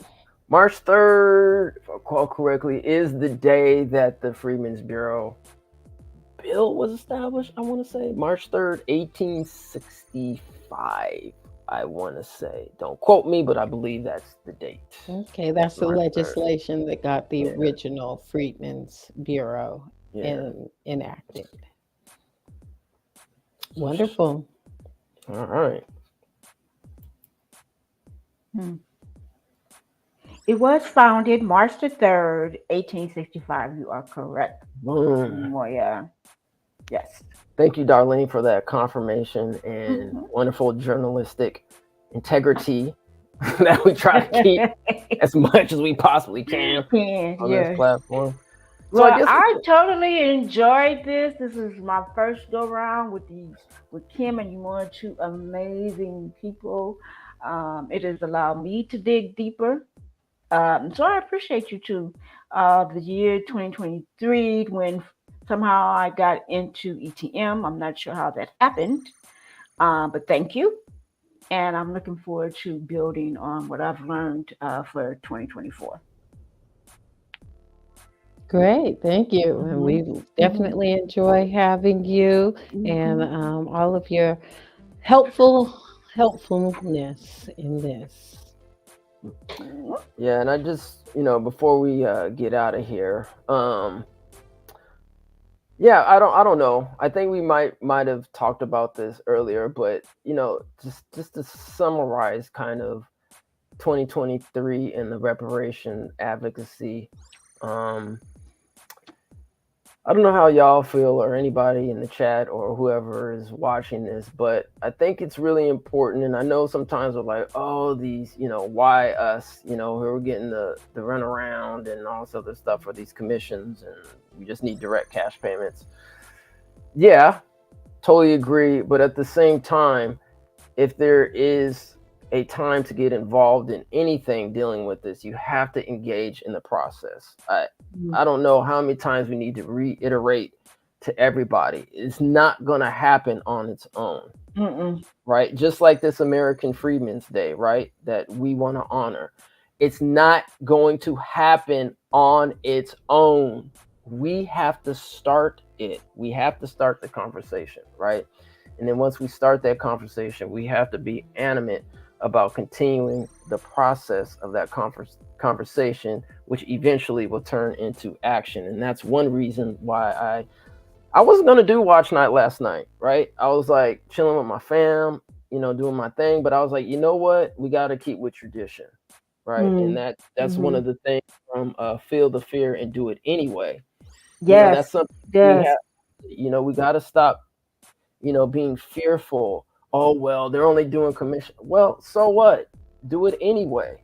Like, you have a chance as an individual, and stop waiting on other people, these so-called leaders that aren't going to help you. You are the leader, right? I don't know how many times other people try to tell y'all, who are listening, who are watching, and your family, that look, I mean, I know there's people that advocate for certain things out there, but you need to be the advocates too. That's even a matter of like, if somebody sends you information, just read the information and then send it along. And if they don't want to read it or watch it or be involved with it, then let them do what they need to do and then keep it pushing. But in order for us to achieve reparations here, one, there has to be some kind of institution, right? That's based on our lineage, that has to happen. As much as I know we're like, oh, they can give us direct. That's true. But then who's going to get it? Who's going to be eligible for this? Right? Who are going to be the ones? I mean, look, even with the genealogy department, I mean, half these commissions don't even talk about that. That's why in California it was so important, and it is going to be important in 2024 that we support SB 490, right? Because they're going to try to do all this other stuff, this rigmarole, this running around, you know, talking about all this other stuff, and we know that once this Freedmen Affairs Agency is set up, then we'll actually have, you know, a government sanctioned entity to say, okay, this is how we want to operate for those who are eligible for this. Without that, then good luck. I mean, then you're going to be dealing with a lot of these other, you know, especially local commissions, like with San Francisco and that debacle, right? Where it's just like, it should obviously, you know, start on the federal level, right? But, you know, that's been since what? HR 49. Right, and here we are, you know, and gone nowhere. So, you know, we just got to keep pushing, and we will be victorious. But Jamoya, just as we was talking about the 1968 Kerner report, had something happened then, but we didn't do anything. We didn't collectively as a community. Well, we have another chance. That is true. To see this happen. That is true. And thanks for mentioning that, darling. Yeah, because we're going to be reading that one on this It's another one. Yes, another one. And the thing of it is that we just, okay, they had a report, put it on the shelf, nothing happened. The community did not rally around it because they thought, quote unquote, everything was okay. Well, it wasn't. It isn't. You know, now we have this 1,100-page report. We don't know what's coming out of it, what recommendations they're going to push forward, the California Black Legislative Caucus, but we are going to be in their face. Absolutely. Which one? You know, so it's up to us. This is a team sport. Don't ask what reparations can do for you. Ask what you could do for reparations. Yep. That was my little 2 cents summarizing what we saw here. Kim? I'm here. I'm listening. I'm quiet because I'll take it one step further. We need to manifest this together. And I was looking for the link to our 2024 reparations manifestation planner. Do you have that handy, Moya? Can you pop that in the chat for the people? All right, cool. That was for the Amazon. Yeah. All right, we'll see what we can find that. See if you can find that. If we can't get it into the comments, I know we're wrapping. Put it in the description for the show, please. And that is our 2024 planner, manifesting reparations as a community. You can use it to, you know, jot down all your ideas. I've used it to, you know, just jot down all the advocacy work that I'm doing, something to look back on in the day, manifest forward to the future, but it is available on Amazon right now. And we'll be doing a host of listening sessions to inform and educate people about the upcoming legislation and existing legislation around reparations in California. So come on out to our events. We might have some of those planners as handy dandy, you know, giveaways. So please just, you know, go on over to Amazon and support that effort as well. And there's a lot of information on our history, included in the planner. Some information on, for example, Watch Night, which you just learned about. So, Absolutely. And I do have mine. Always handy. Yours, yeah. Do you have the link? If you already got it, you should be able to pop that link in. Well, I didn't say I had the link. I just said I had my plan. I don't have to go back and find it. But you know, you guys should have it right there, right? Is it in the banners? No. No. Huh? Yeah, this is a long link that I'm putting in here. But hopefully. But it will get you where you need to go. Yeah, it should. The thing of it Long. is, Josiah, I'm sorry, Josiah, you have the Amazon link. If you use the Amazon link, you're already there supporting in the mass media. And just go on the search and do the 2024 reparations planner. And then it'll pop up. So if you basically put the text in at the bottom, 2024 Reparations Management Planner, cut the check, put in the Amazon link first, and then type in the 2024 Reparations Management Planner. It should pop up. So affiliate link first, and then put in, let's see, I think this one. I'm about to do it now. 2024 Reparations Management Planner, cut the check. You should be able to go and get yourself a copy to support. Yeah, all you got to do is put in 2024 Reparations Manifestation Planner, and it'll come up. But you want to be able to, you want to put in the affiliate link first. Yeah, put the affiliate link first. Yeah, and just do the search. It'll just come up. I just did it. Yeah. It just came up. So, I mean, I think, Darlene, I don't know, do you want to say your sentiments as well about the recap of 2023 and what we're looking for 2024 before we get out of here? My recap of it when I first, was brought into this project, and I'm like, I've always only been focused on California, from day one. But this allowed me to see what's going on in other parts of the United States. And we do have to be aware of it because, what I thought was going to be kind of a quick thing, it really took me down several rabbit holes, because I needed to find out what they were talking about. And of course, I always based it on what's going on here in California. So it's very interesting. I'm looking forward to, maybe by mid-year, looking at some of these cities and states again, and then getting prepared for the recap of the year again. And I just appreciate it and, an honor to be able to have done this. It did broaden my horizon, because I've been so focused on California.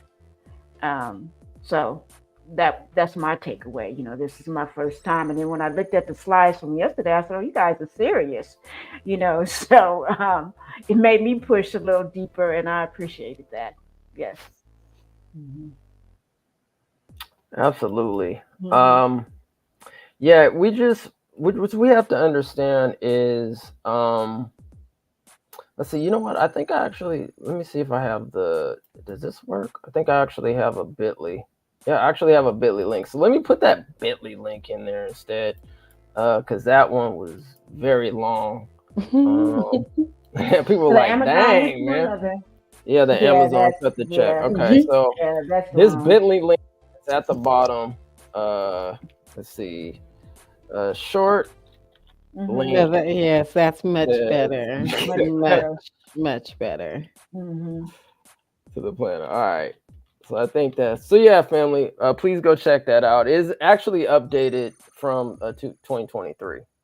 So go check that out to support so we can manifest and get this reparations going. But yeah, it's just, when we talk about pursuing, this type of effort, especially when we talk about when I read from a good ancestor, Callie House, we're talking about, individuals that have been doing it since our quote unquote emancipation, right?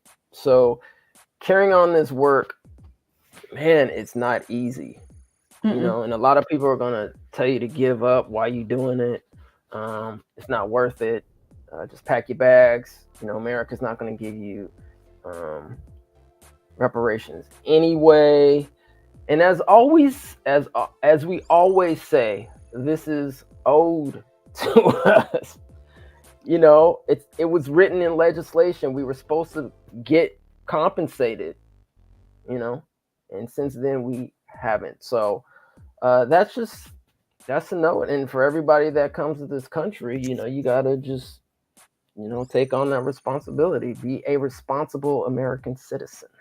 Right. It is a lot of Support work, but I reparations. will say that it's an honor to do this work. I mean, Mm-hmm. here we were supposed to do the show. I had no slides done. It's the last thing I wanted to do on New Year's Eve weekend. I'm like, oh, had to get up at like 8 o'clock at night, start doing these slides. But as I was doing, I'm like, this is an absolute honor to be able It to do is. this work and to, educate the community and Mm-hmm. on what's going on related to our justice claim. So, I mean, it is an honor, even though it is Mm-hmm. a heavy, heavy lift. Mm-hmm. And also, I just want to add too is that if you,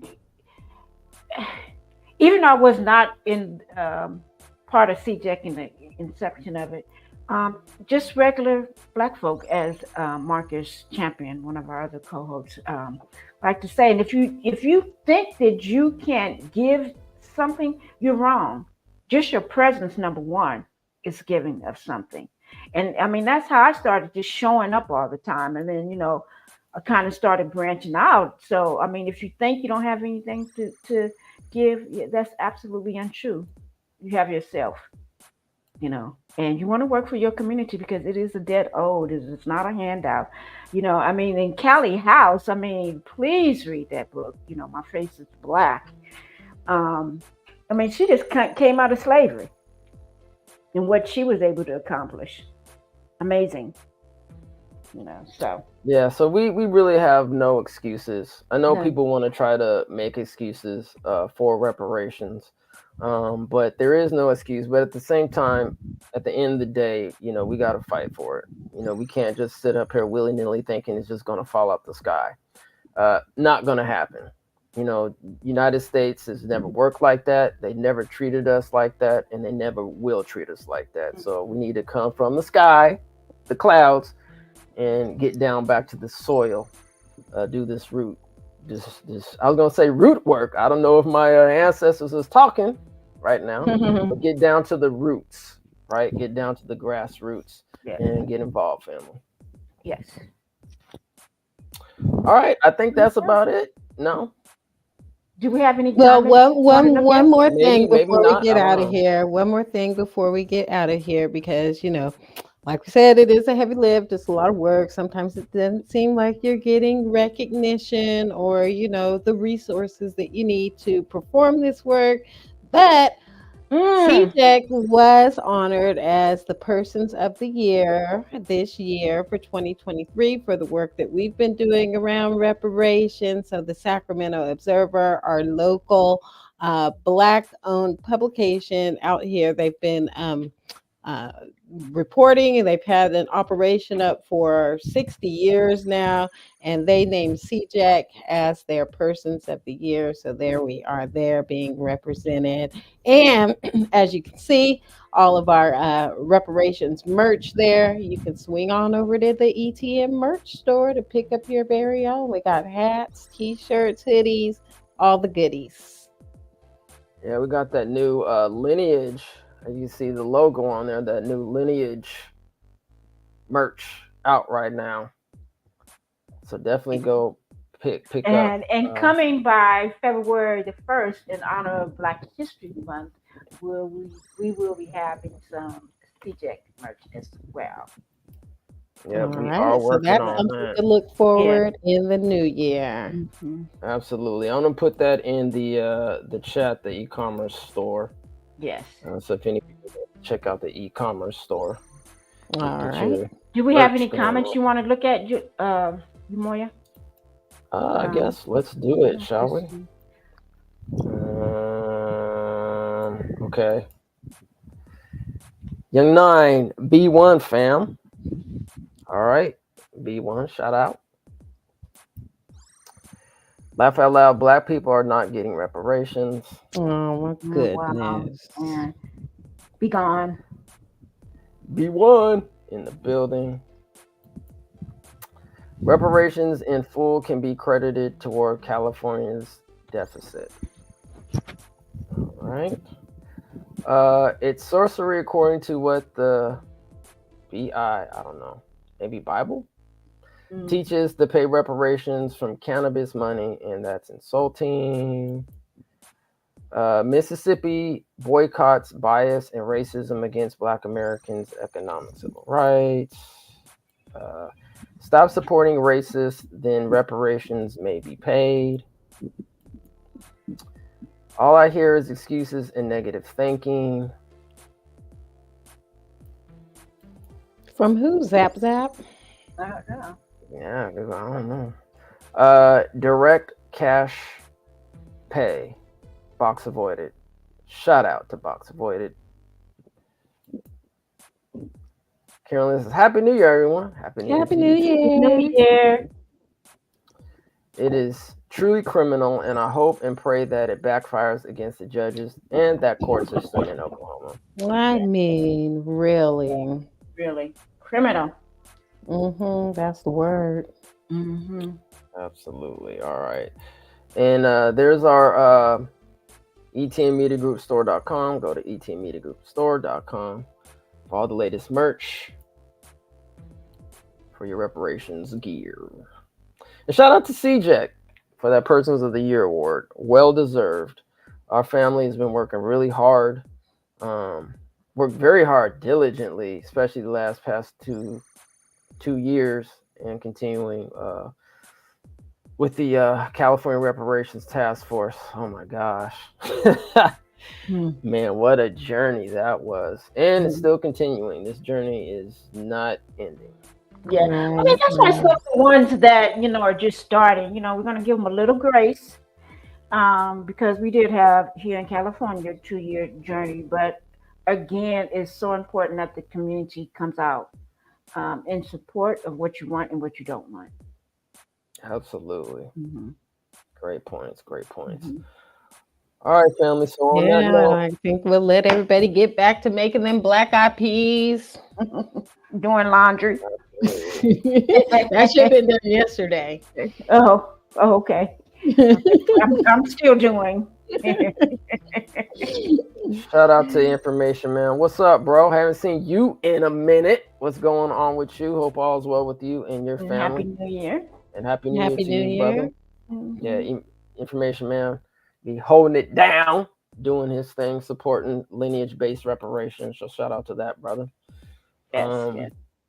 Yeah, definitely. And if for those who just came into the building, I highly suggest going back to the live and taking a look at, this reparations recap. And actually, as a matter of fact, we'll probably actually be reading some of these reports, and depending on the report, we actually might do a summary, depending on how these reports come out. Because, just to be honest with you, some of it just has a lot of fluff in there. But we'll see. We'll see. And share this broadcast out with your family, friends, your social media networks. Maybe somebody who doesn't know what's going on might hear about it and want to get involved. And that's what we need right now is groundswell of support. Yeah, especially, and I just really quick before we get out of here, and just to reiterate, I mean, we can't tell everybody enough how important this bill SB 490 is, right? I mean, when we talk about making history, we're going to bring back history, right? As they say, making America great again. Well, this is one way that America can make America great again into the future. All our MAGA supporters out there, SB 490. And Mario, do you have the slide for the to locate your representative? Do we have that slide? Wait a minute. I don't think I have that slide, but I saw it on one of the slides. Let's see that you actually created. No, I had SB 40 on my slide. Oh, okay. So the SB 490 didn't have the legislator on there? To find your legislator, or no? I don't think it was on the back. I didn't know. Yeah, if you're in California, just type in find your California representative. That should come up, or go to CJEC official. We've been sharing the slide with the QR code Yeah. to the website so you can find your official and contact them. And if they're not voting for SB 490, well, you know what to do. You know what to do. Yep, and we're gonna definitely be actually probably gonna talking about the CLBC as well, the California Legislative Black Caucus in the upcoming Sunday Road to Reparation show here as well. So we're gonna be diving deep, and also I think the Judicial Committee where the bill is sitting at right now, SB 490 is sitting. So we want to see who those people are, where it's at. We got to track this thing every step of the way. We can't let anything go, family. We got to track this and know who's doing what at all times. Who's zooming who? Absolutely. Updated myself with that one. Who's zooming who? Who's zooming who? All right, family. So right. Thank you, my esteemed colleagues, Kim and Darlene. As always, appreciate you. You know, we got a lot of work ahead of us, but yes, we do. We got to get that information out to the people so they can be informed and so they can make the proper decisions to move forward accordingly. Yes, absolutely. Absolutely. Thank you both. Thank Peace, you. love, and lineage-based reparations. Yes, thank you, community, for joining us. See you next Sunday. Road to Reparations, January 7th, 10 o'clock. Happy New Year, 2024. Peace, love, and lineage-based reparations. And we See out. y'all soon. Bye-bye.